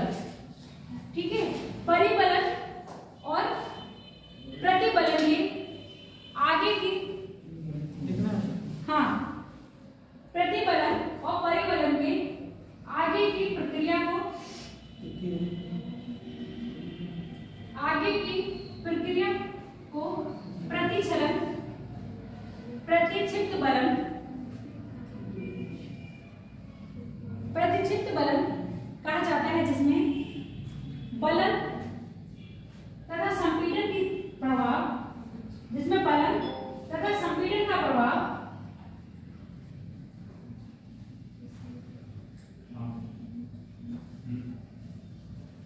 संपीड़न का प्रभाव अधिकतम होता है, संपीड़न का प्रभाव अधिकतम होता है। अब यही आपके जो छोटे छोटे बलन पड़ रहे हैं ना, इसी में ही जब आपके और छोटे छोटे अपनीति और अभिनीति बनती जाएंगी तो ये अधिक प्रचलित हो जाएगा। जब बलन, देखो मेरी बात सुनो, जब बलन की मात्रा कम होगी तब एक बलन पड़ेगा, संपीड़न की मात्रा और बढ़ाई जाएगी तो दो बल पड़ जाएंगे। जब संपीड़न बहुत अधिक मात्रा में छोटे छोटे पार्ट में लगने लगेगा तो वहां पर क्या बनेंगे, और छोटी छोटी अपनति और अभिनति बनेंगी। यही पर आपका ग्रीवा खंड का भी निर्माण हो जाएगा। यानी कि सबसे ज्यादा संपीड़न की मात्रा होगी, यानी संपीड़न जो सबसे ज्यादा होगा वो ग्रीवा खंड में होगा, और सबसे कम किसमें होगा, संमति में। क्लियर हो गया? चलो अब हम बात करते हैं इसके आगे के, और क्या पढ़ना था। अब ब्राहे हो गया ना, ब्राहे। कल के चित्र पर आ जाओ, डायग्राम पर। इसमें बस आपको ओवर थ्रस्ट फोल्ड तक पढ़ना है। ग्रीवा खंड बस याद रखना, जो आपके जम्मू कश्मीर में पीर पंजाब श्रेणी है उसका निर्माण आपके ग्रीवा खंड से हुआ है, और ग्रीवा खंड में बहुत सारे अपनति और अभिनति बनी होंगी। ग्रीवा खंड का फोटो मिल जाएगा तो दिखा दूंगी, मिला कहीं नहीं, और जो मिला वो मुझे खुद नहीं समझ में आ रहा था इसमें क्या दिखाऊं, कलरफुल नहीं मिला। अब हम बात करेंगे बहिर्जात बल की। हेडिंग डालो बहिर्जात बल। अभी तक कौन से बल पढ़ रहे थे, अंतर्जात बल। अब हम पढ़ेंगे बहिर्जात। ये सारे अंतर्जात बल। पृथ्वी में अंतर्जात बल, अंतर्जात बल क्या काम कर रहे थे, पृथ्वी में विषमताएं पैदा कर रहे थे। पृथ्वी में विषमताएं मतलब भू आकृति में जो हमें विषमताएं दिखती हैं, कहीं गड्ढे, कहीं झरने, कहीं पहाड़, कहीं पठार, ये सब किसके कारण है, आपके अंतर्जात बल के कारण। इसको हम क्या कहते हैं, विषमता बल भी कहते हैं। अब हम आएंगे बहिर्जात बल। हेडिंग डालो बहिर्जात बल। बहिर्जात बल प्रायः, बहिर्जात बल प्रायः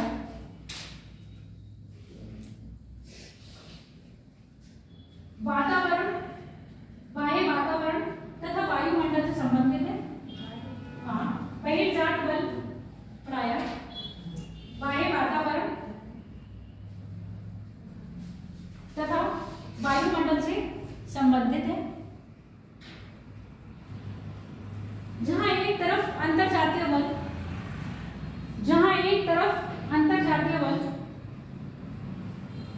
भूपटल पर, जहां एक तरफ अंतरजातीय बल भूपटल पर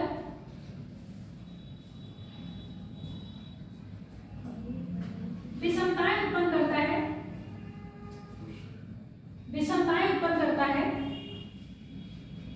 अर्थात उच्चावचों का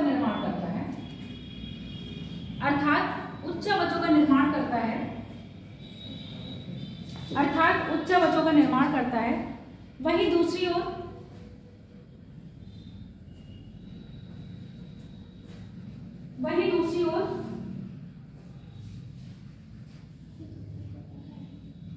बहिर्जात बल इन विभिन्नताओं या इन असमानताओं को, इन विभिन्नताओं या असमानताओं को,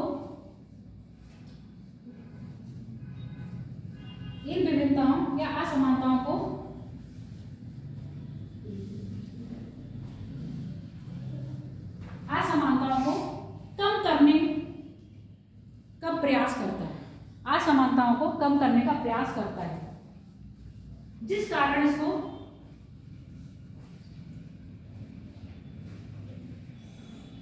क्या कहेंगे, उसको क्या बोल रहे थे? अरे भाई, जिस कारण इसको दिमाग से एकदम और शब्द एकदम निकल गया।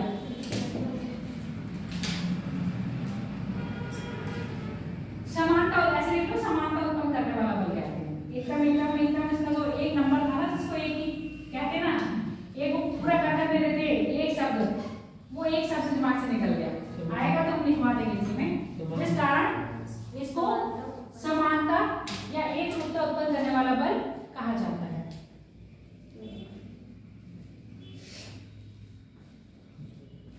बहिर्जात में प्रायः, इसी में बहिर्जात बल में प्रायः अन्नच्छादन, डेनुडेशन, अन्नच्छादन,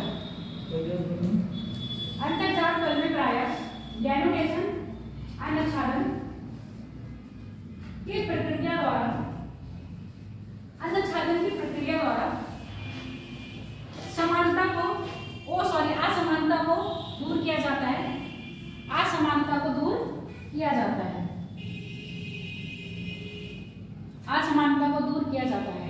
अब लिखो अनच्छादन, डेनुडेशन, अनच्छादन। हाँ समझाने पहले दिखाने, पहले समझाने।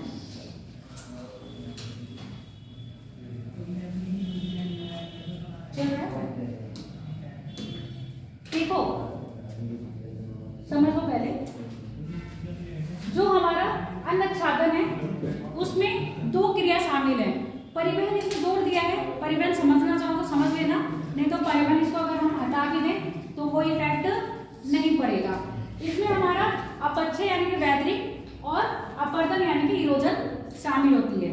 जब अपक्षय और इरोजन होता है तो क्या करते हैं, जितनी भी हमारी चट्टानों का क्या हो जाता है, चट्टानें क्या होती है हमारी, टूटती फूटती हैं, उसके साथ हवा के साथ इनका क्या होता है, अपर्दन होता है। अब ये अपर्दन कहीं ना कहीं जो पानी हो चाहे पवने हो, जब ये अपने साथ धूल उठा के ले जाती हैं, उस धूल को कहीं ना कहीं डालती होंगी। कहाँ डालती हैं, निचले स्थानों पर या ऊंचे स्थानों पर, निचले स्थानों पर। तो ये आच्छादन का मतलब क्या हो रहा है, ढांकना है ना, किसी चीज को ढांकना। जब अपक्षय अपर्दन की क्रिया होने के बाद जब परिवहन होता है किसका, धूल के कणों का, धूल का अपर्दन होता है और ये असमानता वाले क्षेत्र में जाके उसको भरती हैं, इसी को हम कह रहे हैं आच्छादन। तो आच्छादन की प्रक्रिया के अंदर जो आपका सम्मिलित होता है वो अपर्दन और अपक्षय। जब तक अपक्षय नहीं होगा अपर्दन होना पॉसिबल नहीं है। अपच्छय अपर्दन होने के लिए अपच्छय होना जरूरी है। समझ में आ गया? बिना अपच्छय के अपर्दन नहीं होगा। चट्टानें टूटेंगी फूटेंगी नहीं, तो आगे नदियां लेके क्या जाएंगी या पवने क्या लेके जाएंगी। दोनों की ही संयुक्त क्रिया को हम क्या कह रहे हैं? आच्छादन। जब इन दोनों की क्रिया के कारण जो हमारे धूल या मिट्टी के कण होते हैं वो किसी स्थान पर जाके क्या हो जाते हैं? स्थिर हो जाते हैं, बिछ जाते हैं, आच्छादित हो जाते हैं, तो उसको हम कह रहे हैं अनाच्छादन। जहां अपर्दन क्या है? एक स्थैतिक है। स्थैतिक होगा, स्थैतिक क्या होता है? ये स्थैतिक क्रिया है, बताओ क्यों है? और वही अपर्दन एक गत्यात्मक है।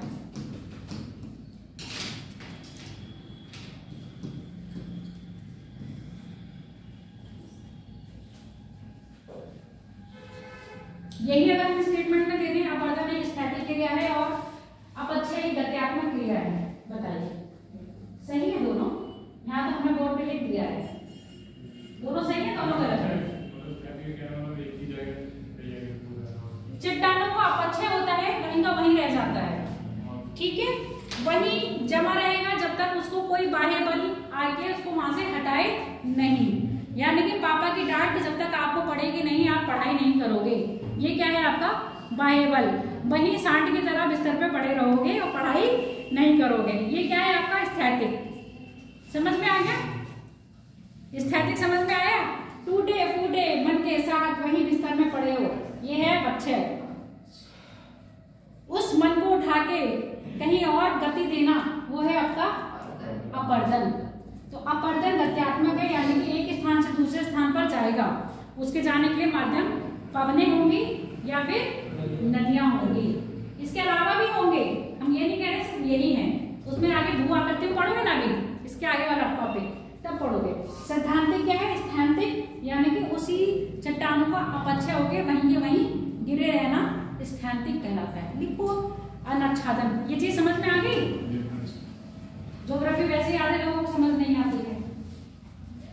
ज्योग्राफी में पता है दिमाग खोलना पड़ता है। शरीर यहाँ बैठा रहेगा और आत्मा कहीं होगी तो ज्योग्राफी नहीं समझ में आएगी।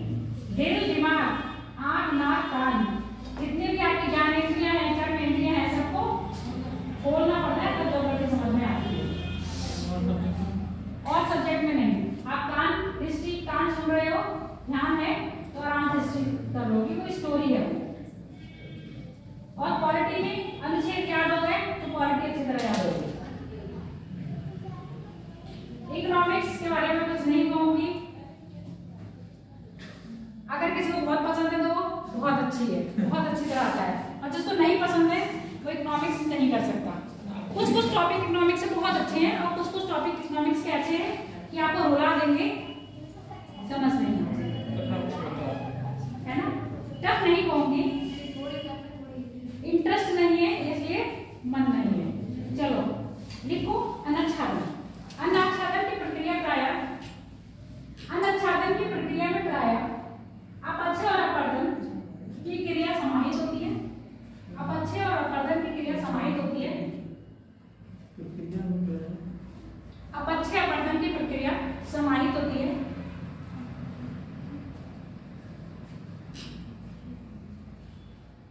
इसके अंतर्गत अपशिष्टों को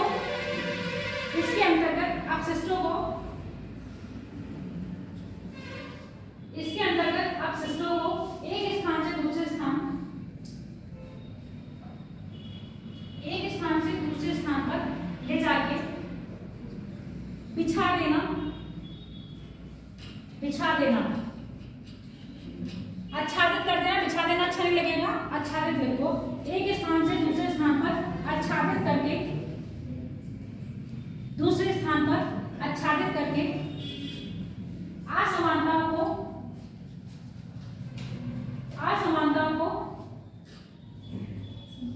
कम करना होता है। असमानताओं को कम करना होता है। असमानताओं को कम करना होता है। अब लिख लो अपक्षय।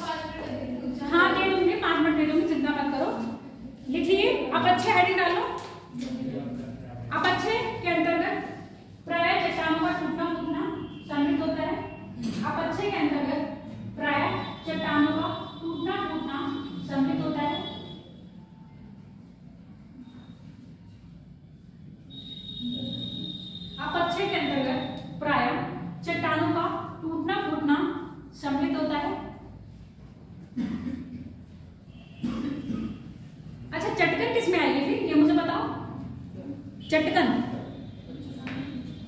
चटकन किस में आएगा? चटकन किसके अंतर्गत लिया जाएगा? अंतर्जातीय बल के अंतर्गत। इसमें चटकन नहीं आ सकता, अपक्षय में पूरा नहीं आएगा। चटकन इसमें भी आएगा। यहाँ जो चटकन पड़ेगी चट्टानों में, वो भौतिक क्रिया के कारण पड़ेगी, यानी कि तापमान का अधिक होने या तापमान का कम होने के कारण चट्टानों का सिकुड़ना और चट्टानों का फैलना। चट्टानों के सिकुड़ने और फैलने में जो उसमें चट्टन बनती है उसको हम अपक्षय के अंतर्गत लेंगे। तो अपक्षय में चट्टन टूटना फूटना चट्टानों का सम्मिलित होता है। अब मुझे ये बताओ, चट्टानों के टूटने फूटने के बाद जो डिसॉल्व होता है वो किसमें आएगा? हाँ, कई कण होते हैं बहुत छोटे और बड़े, बड़े कण भी छोटे कणों में डिसॉल्व होंगे, वो किसमें आएंगे? विघटन, है ना, विखंडन और विघटन। ये विखंडन होता है और विघटन यानी कि डिसॉल्व करा जाता है, वो विघटन किसमें आएगा? हाँ, और विघटन मतलब डिसॉल्व होना, उसको और छोटे कणों में टूट जाना, कणिका बन जाना, क्ले बन जाना। भाई कण गोलास्म, एक बड़ा शिलाखंड का टूटा फिर गोलास्म बना, बजरी बनी, रेत बना, क्ले बना, है ना। ये सब क्या हो रहा है? उनका विखंडन हुआ। विखंडन के बाद क्या हो रहा है? अभी क्या बोल रहे थे? विघटन। विखंडन और विघटन दोनों ही किसमें आएगा? अपक्षय के अंतर्गत आएगा। एक ही जगह स्थिति होती है और एक ही जगह स्थिति होते हुए वो अपने छोटे से स्वरूप को प्रभावित कर लेती हैं। अब यहीं पर बहुत है पढ़ाने के, क्या क्या पढ़ाएं हम इसमें। इसी में फिर ये होगा अपक्षय जो होता है, कारण तो है यहाँ पर जो लिखा है, भौतिक अपक्षय हो गया, रासायनिक अपक्षय हो गया, जैविक अपक्षय हो गया। अब जो ये अपक्षय भी हो रहा है वो आपका कणिका अपक्षय होता है। कणिका और छोटे छोटे कणों में जब अपक्षय होगा, अधिकतर जो आपकी रेतीली भूमि होती है, इससे जो कणिका अपरदन होता है उससे आपका बनता है रेत, ठीक। और फिर जो आपकी बजरी, जो मोटी मोटी चट्टानें होती है, उसका जो अपरदन होता है उसको कहते हैं कंकड़ अपरदन। तो ये अपरदन नाम से थोड़े से समाहित है। जो कणिका अपरदन होगा उससे अधिकतर जो आप समझ लीजिएगा रेत बनती है। इनको इतना डिटेल में पढ़ाएंगे तो बहुत ज्यादा टाइम कंज्यूम हो जाएगा, इसलिए हम बस यहाँ पर लिखवा देंगे थोड़ा थोड़ा कि समझ जाना। अब लिखिए, अपक्षय लिख लियो ना। अपक्षय के अंतर्गत क्या शामिल है? क्या क्या लिखिए? तथा विघटन भी सम्मिलित है। विघटन का मतलब समझ गए हो ना? उसी स्थान पर रहते हुए और छोटे छोटे कणों में क्या होना? उसका टूटना विघटन कहलाता है। भाई चट्टान अगर टूट के कोई बड़ा टुकड़ा टूट के नीचे गिर गया है तो उसका भी तो अपक्षय होगा। उसका अपक्षय वही छोटे छोटे कणों में, जिसको हम कहते हैं विघटन होना। और जैविक पदार्थों का विघटन कौन करता है? जैविक पदार्थों का विघटन कौन करता है भाई? इसमें पढ़े होगे ना तुम लोग। किसमें? इन्वायरमेंट में। कौन है? कवक शैवाल। कवक शैवाल क्या करते हैं? जैविक पदार्थों का विघटन करते हैं, जबकि आपके जो अजैविक पदार्थ होते हैं उनका विघटन करने में वो असमर्थ रहते हैं। तो इसलिए कहते हैं। और ये जो आपका जो कंकड़ पत्थर है वो कैसा है? जैविक है, अजैविक है? अजैविक है। अब इसी में अगर आपके पत्ते आ जाएंगे या पादप जंतु आ जाएंगे, वो आपके हो जाएंगे जैविक, जिनको आपके क्या कर लेंगे? कवक शैवाल कर लेंगे। पर ये चट्टानों का स्वरूप है, इनका जो अपक्षय होगा वो किससे होगा? भौतिक और रासायनिक और जैविक। क्लियर हो गया? अब लिखिए, यहाँ पर लिखिए, सम्मिलित है। अपक्षय की प्रक्रिया क्या लिखेगा? स्थैतिक होती है, अर्थात इसके अंतर्गत ही समाहित नहीं होती है। स्थैतिक होती है, ब्रैकेट में ऐसे लिखे ना, उसी स्थान पर रहते हैं तथा वही विखंडन होता है। उसी स्थान पर रहते हुए इनका विखंडन होता है। ब्रैकेट में लिखना इस चीज को, स्थैतिक के ब्रैकेट में, उसी स्थान पर रहते हुए इनका विघटन, विखंडन तथा विघटन सम्मिलित है। विघटन तथा विखंडन सम्मिलित है।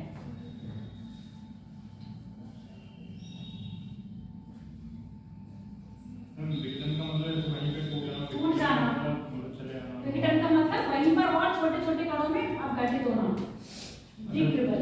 का मतलब कोई बड़ी जैसे चट्टान का टूटना, विघटन। और विखंडन का मतलब, वो विखंडन का मतलब टूटना, विघटन का मतलब वही कंपोज होना, मिट्टी में मिल जाना, समझ गए ना? डिकम्पोज होना, मिट्टी में उस चीज को मिल जाना या भूतल में ही समाहित हो जाना, ये डिकम्पोज कहलाता है। अब लिख लो अपक्षय, ये अपरदन के प्रकार, पहले वो अपक्षय के प्रकार लिखोगे, यही लिखवाते हैं, इसको भी यही खत्म कर लेते हैं। फिर ये वाला जो अपरदन वाला टॉपिक होगा ना, वो आपका क्या है, अगला जो टॉपिक स्टार्ट हो रहा है उससे रिलेटेड होगा, तो इस चीज को हम यही खत्म कर देते हैं आज। पहले भौतिक अपक्षय के प्रकार,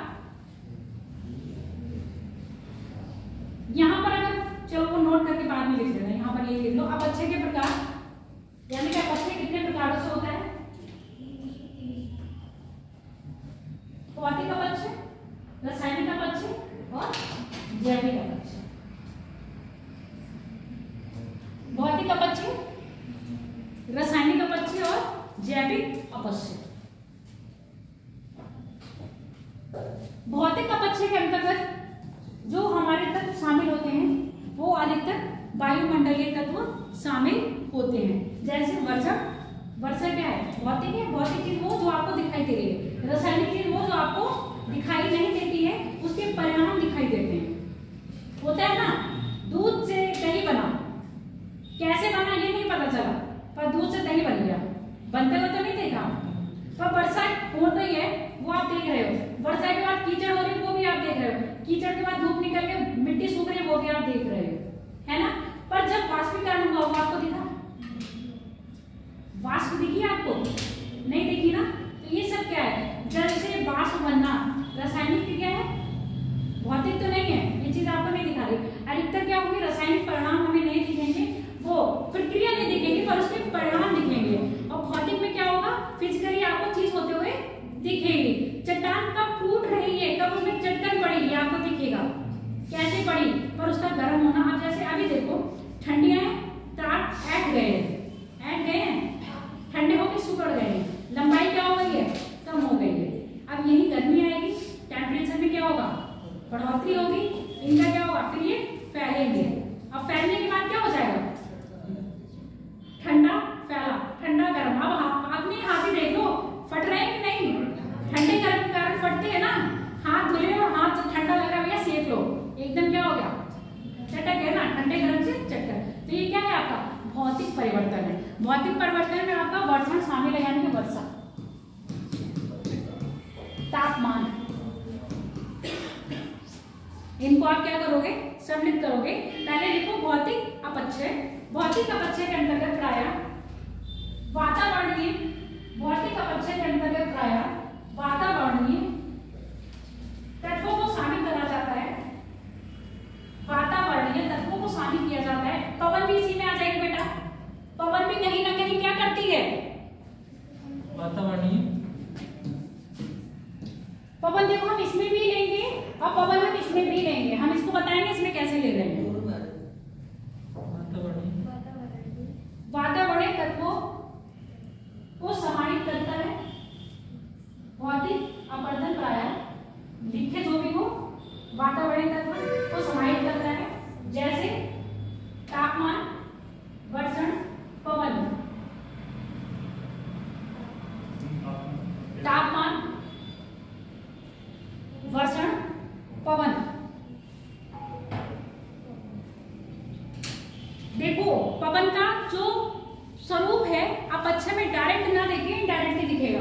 कैसे समझो, पवन चली, अब ये चट्टानें क्या होती हैं, पवन चलती है तो चट्टानों से सरकती हुई जाती है, लगेगी तो इनका अपक्षय करेगी। अगर वही चट्टानों के पास कोई जैविक तत्व यानी कि पेड़ पौधे लगे होंगे तो इन पेड़ पौधों से जो हवाओं से पत्ते हिलते हैं उनसे भी क्या होगा, उनपे घर्षण होगा ना, उस घर्षण के कारण क्या होगा, अपक्षय होगा। तो पवन के द्वारा जो अपक्षय होगा वो घर्षण का परिणाम स्वरूप होता है। क्लियर हो गया, पवन के द्वारा जो अपक्षय होगा वो घर्षण का परिणाम होगा, ना कि परिवहन का। परिवहन में क्या होगा, यहाँ पवन अपवर्तन भी करेगी क्योंकि अपने साथ जो टूटे फूटे कण जो हम पड़े हुए हैं उनको उठा के दूसरे स्थान पर ले जाएगी, वो अपवर्तन करेगी। पवन यहाँ घर्षण के द्वारा भी क्या करेगी, अपक्षय करेगी, किसका, चट्टानों का। क्लियर, अब इनको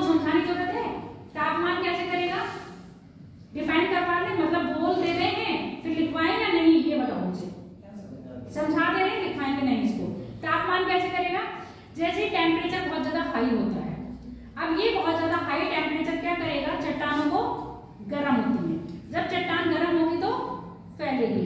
दिन में टेम्परेचर क्या गर्म है, रात में टेम्परेचर क्या होगा ठंडा। अब ये चट्टानें क्या हो जाएंगी ठंडी, ठंडी होकर क्या हो जाएंगी सिकुड़ेंगी। यही जो प्रोसेस चलता रहता है, गर्म फैलना सिकुड़ना फैलना सिकुड़ना, कहीं ना कहीं जो इनका संगठन होता है जुड़ने का तत्व उसको क्या करता है कमजोर करता है। जब ये जुड़ने के तत्व कमजोर होते हैं तो ये आपस में चट्टन पड़ती है, फिर ये चट्टन धीरे धीरे क्या हो जाती है, चट्टानें टूटती। चट्टन हुई सबसे पहला काम है ब्रेक होना, अगर ब्रेक नहीं होगा तो टूटेगी नहीं, जब उसमें चट्टन पड़ेगी तो उनका टूटना शुरू हो जाएगा। तो अधिक तापमान के कारण, और ऐसा कब होगा, ऐसा उस स्थानों पर होगा जहां पर दिन और रात में टेम्परेचर का बहुत ज्यादा तापांतर पाया जाता है, जहां दिन बहुत गर्म और रातें बहुत ठंडी होंगी। तो ऐसे अपरदन में आपका जो होगा वो कणिका अपरदन होता है। कणिका अपरदन अधिकतर आपके मरुस्थलों का निर्माण करेंगे, ठीक है। जिन देशों में या जिन स्थानों पे तापांतर बहुत अधिक होगा वहां कणिका अपरदन होगा, और जहां तापांतर की दर कम होगी वहां कंकड़ अपरदन होगा। क्लियर? कणिका अपरदन कहाँ, जहां तापांतर बहुत ज्यादा होगा, चट्टानें बहुत ज्यादा ठंडी, दिन में बहुत ज्यादा गर्म और रातों में बहुत ज्यादा ठंडी होंगी। इससे छोटे छोटे कण जो टूटने की दर होगी वो तीव्र हो जाएगी, और कण बहुत छोटे छोटे कणों जो अपक्षा होगा छोटे छोटे कणों में होगा, इसलिए उसको कह रहे हैं कणिका अपरदन। और कणिका अपरदन में आपके मरुस्थलों का निर्माण होगा, और कंकड़ अपरदन में मोटे मोटे बड़े बड़े कण आएंगे वो वहीं गिर जाएंगे और उसके साथ फिर वहां पर विघटन होगा। ठीक है, भौतिक में जब तापमान बढ़ेगा और कम। दूसरा है वर्षण। जब ये तापमान बढ़ता है यानी कि वर्षा की मात्रा, जहाँ वर्षा की मात्रा अधिक होती है, चट्टानें पहले पड़ी, चट्टानों में घुलनशील पदार्थ होते हैं, कुछ पदार्थ ऐसे हैं चट्टानों का निर्माण। अब ये अपघटन के प्रकार में भी चट्टानें, कौन सी चट्टानें बहुत जल्दी अपघटित होंगी, कौन सी चट्टानें देर से अपघटित होंगी। जिन चट्टानों का निर्माण धातु से निर्मित हुआ है, धातु युक्त चट्टानों का अपरदन धीरे धीरे होगा और अधातु युक्त चट्टानों का अपरदन शीघ्रता से होगा। तो ये अपरदन को प्रभावित करने वाले कारक हैं। ये कौन से कारक अपरदन को ज्यादा प्रभावित करते हैं, यानी कि चट्टानों की संगठन, चट्टानों का निर्माण किससे हुआ है। अगर किसी चट्टान का निर्माण चूना पत्थर यानी कि कार्बन की मात्रा अधिक है तो जल के साथ क्रिया कर लेगी और बहुत जल्दी क्या हो जाएंगे, घुलन। अगर किसी पदार्थ में लोहा तत्व अधिक मात्रा में पाया जाता है तो वर्षण के साथ ऑक्सीकरण होकर अपक्षय शुरू हो जाएगा, पर उसकी दर क्या होगी, चूना चट्टान की जगह संगमरमर या पत्थर की जगह कम होगी। क्लियर हो गया? तो चट्टानों का जो स्वरूप होता है, चट्टान का निर्माण कैसे हुआ है, धात्विक चट्टान है या अधात्विक चट्टान है। तो धात्विक चट्टान का अपक्षय कम और अधात्विक चट्टान का अपक्षय अधिक तेजी से होता है। तो वर्षण क्या डिफाइन करेगा, वर्षा की मात्रा, जहां वर्षा अधिक हो रही है उसके साथ साथ जहां आपकी चट्टान कैसा है। चट्टान अगर रासायनिक क्रिया करने वाली है तो उसका अपक्षय बहुत जल्दी होगा, और चट्टानों में रासायनिक क्रिया का गुण धीमी गति से पाया जाता है तो अपक्षय कम दर से होगा। ये हो गया, क्योंकि वर्षा क्या होगा, जब वर्षा आएगी अगर लोहा तत्व ज्यादा है तो क्या होगा, जल के O के साथ ऑक्सीजन के साथ रिएक्शन करेगा और लोहा तत्व ऑक्सीकरण होकर क्या बन जाएगा, जंग खा जाएगा और चट्टानें गिरने लगेगी। इसको आप ऐसे समझो जैसे हम घर में जब ग्रिल लगवाते हैं तो एकदम क्या करवा देते हैं, पेंट करवाते हैं। अगर हमने नहीं करवाया तो वायुमंडल में जो नमी की मात्रा है उपस्थित है उसके साथ O के साथ ऑक्सीजन क्या करेगा, क्रिया करेगा। कौन, लोहे के साथ क्रिया करेगा ऑक्सीजन, और ऑक्सीकरण कर होके लोहा खराब होने लगेगा, उसमें जंग लग जाएगी। जब वो जंग लग जाएगी तो वो जंग नीचे गिरती है, यानी कि आपका लोहा खराब होने लगा। तो ये अगर किसी में लोहे की मात्रा है तब भी उसमें क्या होगा, अपक्षय हो जाएगा। तो आपका वर्षण इस तरह से काम करता है। दूसरा आपका हो गया जैविक। देखो जैविक अपक्षय क्या होता है, ये चट्टानों के टूटने फूटने से भी रक्षा करता है और उनको टूटने फूटने में भी सहायक होता है। अब मुझे ये बताओ रक्षा कैसे करेगा, सहायक कैसे हो, मतलब सहायक कैसे है और उस पर टूटने फूटने के लिए जिम्मेदार कैसे है। जैविक में आप कुछ ही ले लो, इसमें मानव भी आएगा, ठीक है। जैविक में जीव जंतु पादप मानव सब आएंगे, मानव जीव पादप सब हैं। तीनों मुझे बताओ, स्पेशली मैंने तो जीव में पूछा है, पादप के लिए पूछा है। जो क्वेश्चन मैंने आपका इससे किया है वो पादप के लिए कर रहा है। पादप किस तरह से सहायक होते हैं इनका अपक्षय को रोकने के लिए, और पादप किस तरह से सहयोग देते हैं अपक्षय होने में। दोनों ही गुण है ये पादप के।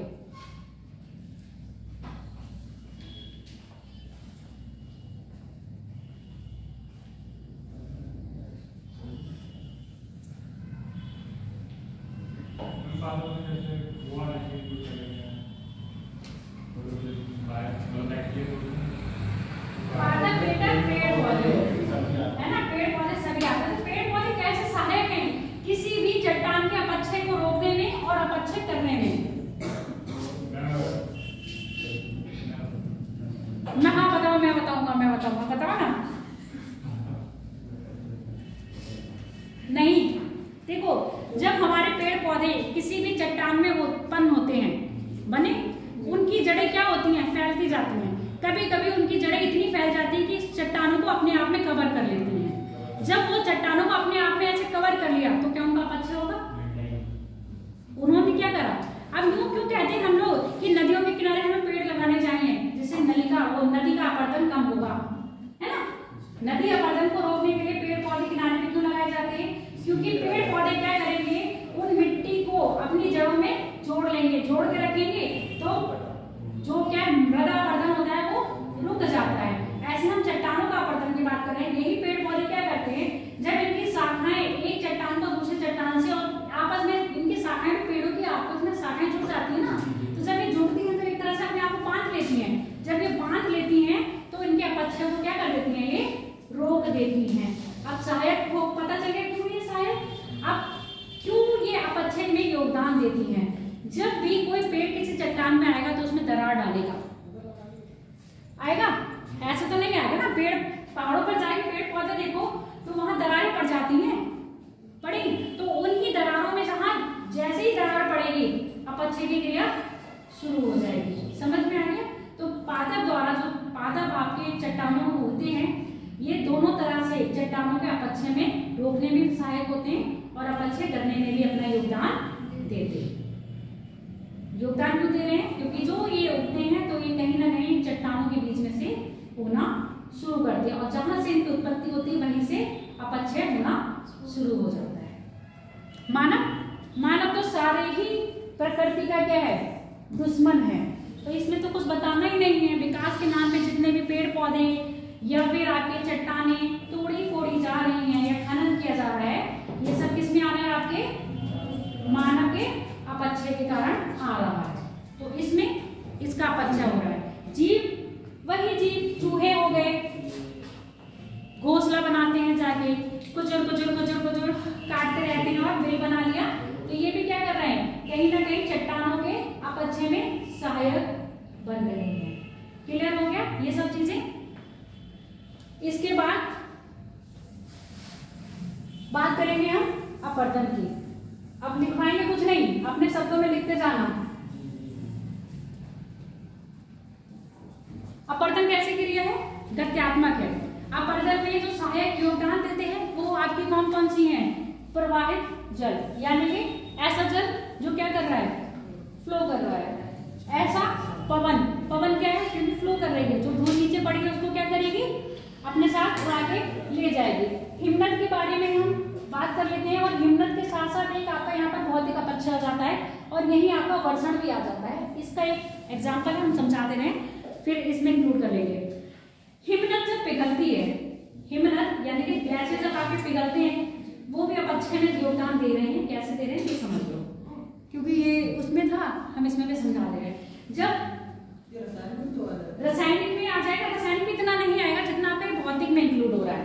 ऐसे हम बताते कैसे, जब तापमान क्या होता है, हाई होता है, तो ये ग्लेशियर क्या होते हैं, पिघलते हैं। जब ये ग्लेशियरों का पानी पिघलता है तो चट्टानों की दरारों में जाके फंस जाता है। अब जब ये चट्टान की दरारों में फंस गया, रात में टेम्परेचर क्या हो गया, गिर गया, तो ये पानी वहां पर जम गया।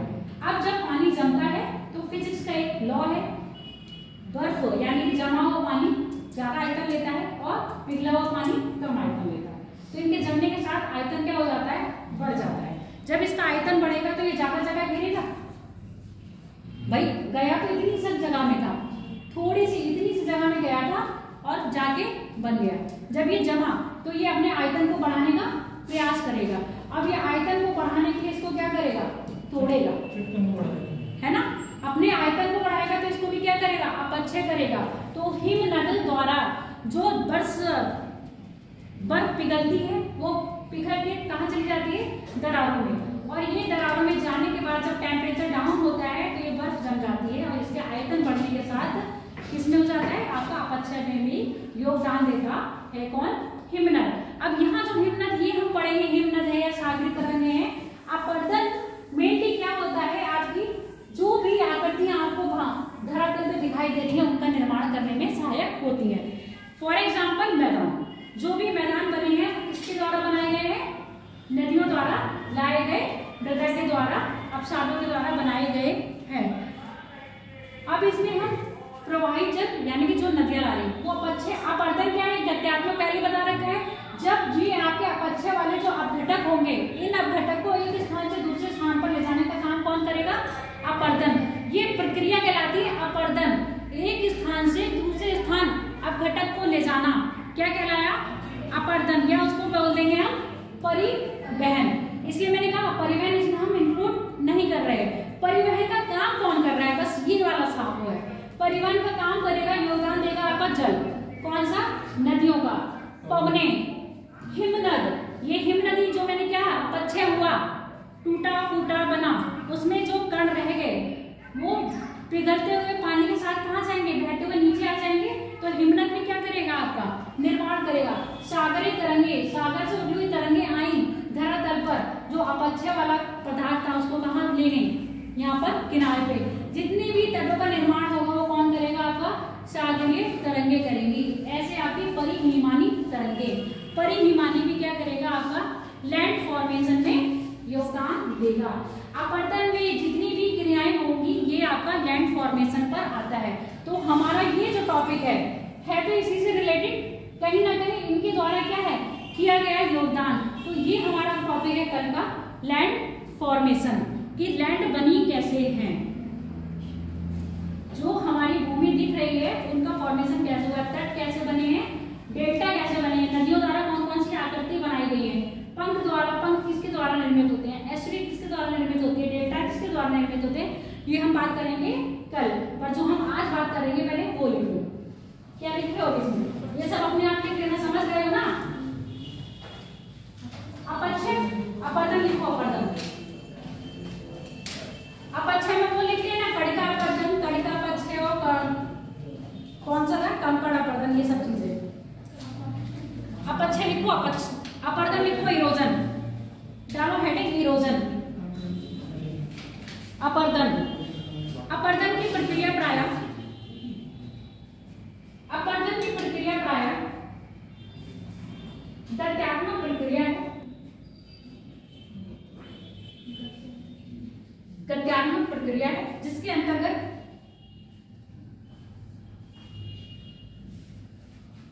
गत्यात्मक की प्रक्रिया है जिसके अंतर्गत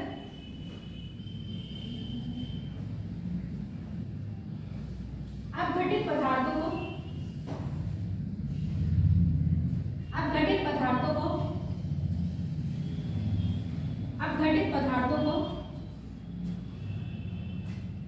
यहाँ अपघटित पदार्थ आप समझ गए ना, क्या है अपघटित पदार्थ, चट्टानों का टूटा फूटा मलबा। अपघटित पदार्थों को एक स्थान से दूसरे स्थान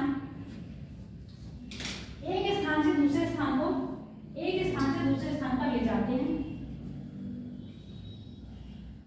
एक स्थान से दूसरे स्थान पर ले जाते हैं, जिससे असमानताओं को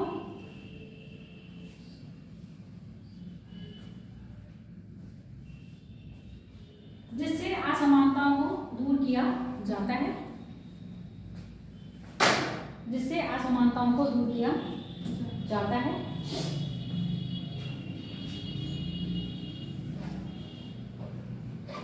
अपरदन में भूमिका निभाने वाले, अपरदन में भूमिका निभाने वाले तत्व, जल की जगह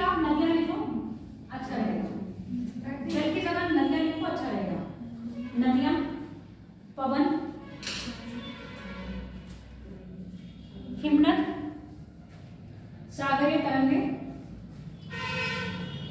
हिमनद, सागरीय तरंगे, ETC, सागरीय तरंगे, ETC।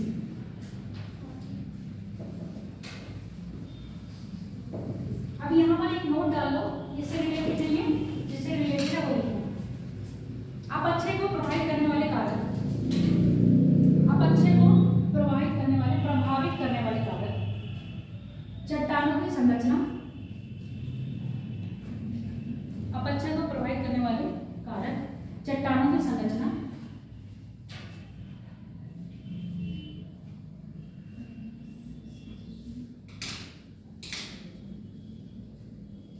चट्टानों की संरचना के साथ साथ जलवायु, जलवायु भी क्या करती है, अपक्षय में योगदान देती है। जलवायु, जलवायु के साथ स्थिति, लोकेशन, है ना, लोकेशन क्या कहेंगे, स्थिति। हाँ बस ये 3-4 पॉइंट्स हैं जो आप याद रखोगे। चलो ठीक है, अब ये हम आज नहीं करवा रहे हैं, जल का प्रवाहित होना है, क्योंकि यहाँ से लैंड फॉर्मेशन होगा, तो इसको यहीं से हम जोड़ते हुए जाएंगे और लैंड फॉर्मेशन भी पढ़ाते जाएंगे कि नदियों के द्वारा क्या सी आकृति बन रही है, क्योंकि इसमें आपको डेल्टा भी पढ़ाना होगा, एस्ट्री पढ़ानी होगी, पंख भी पढ़ाने होंगे। ये पूछा जाता है, स्टेटमेंट से दे देते हैं इसका हाई क्वेश्चन। पंख वो उड़ने वाले कंपनी, पंख नदियों द्वारा बनाया जाता है, इसके द्वारा पंख भी और डेल्टा भी। चलो ठीक है, बाय बाय नहीं, थैंक यू।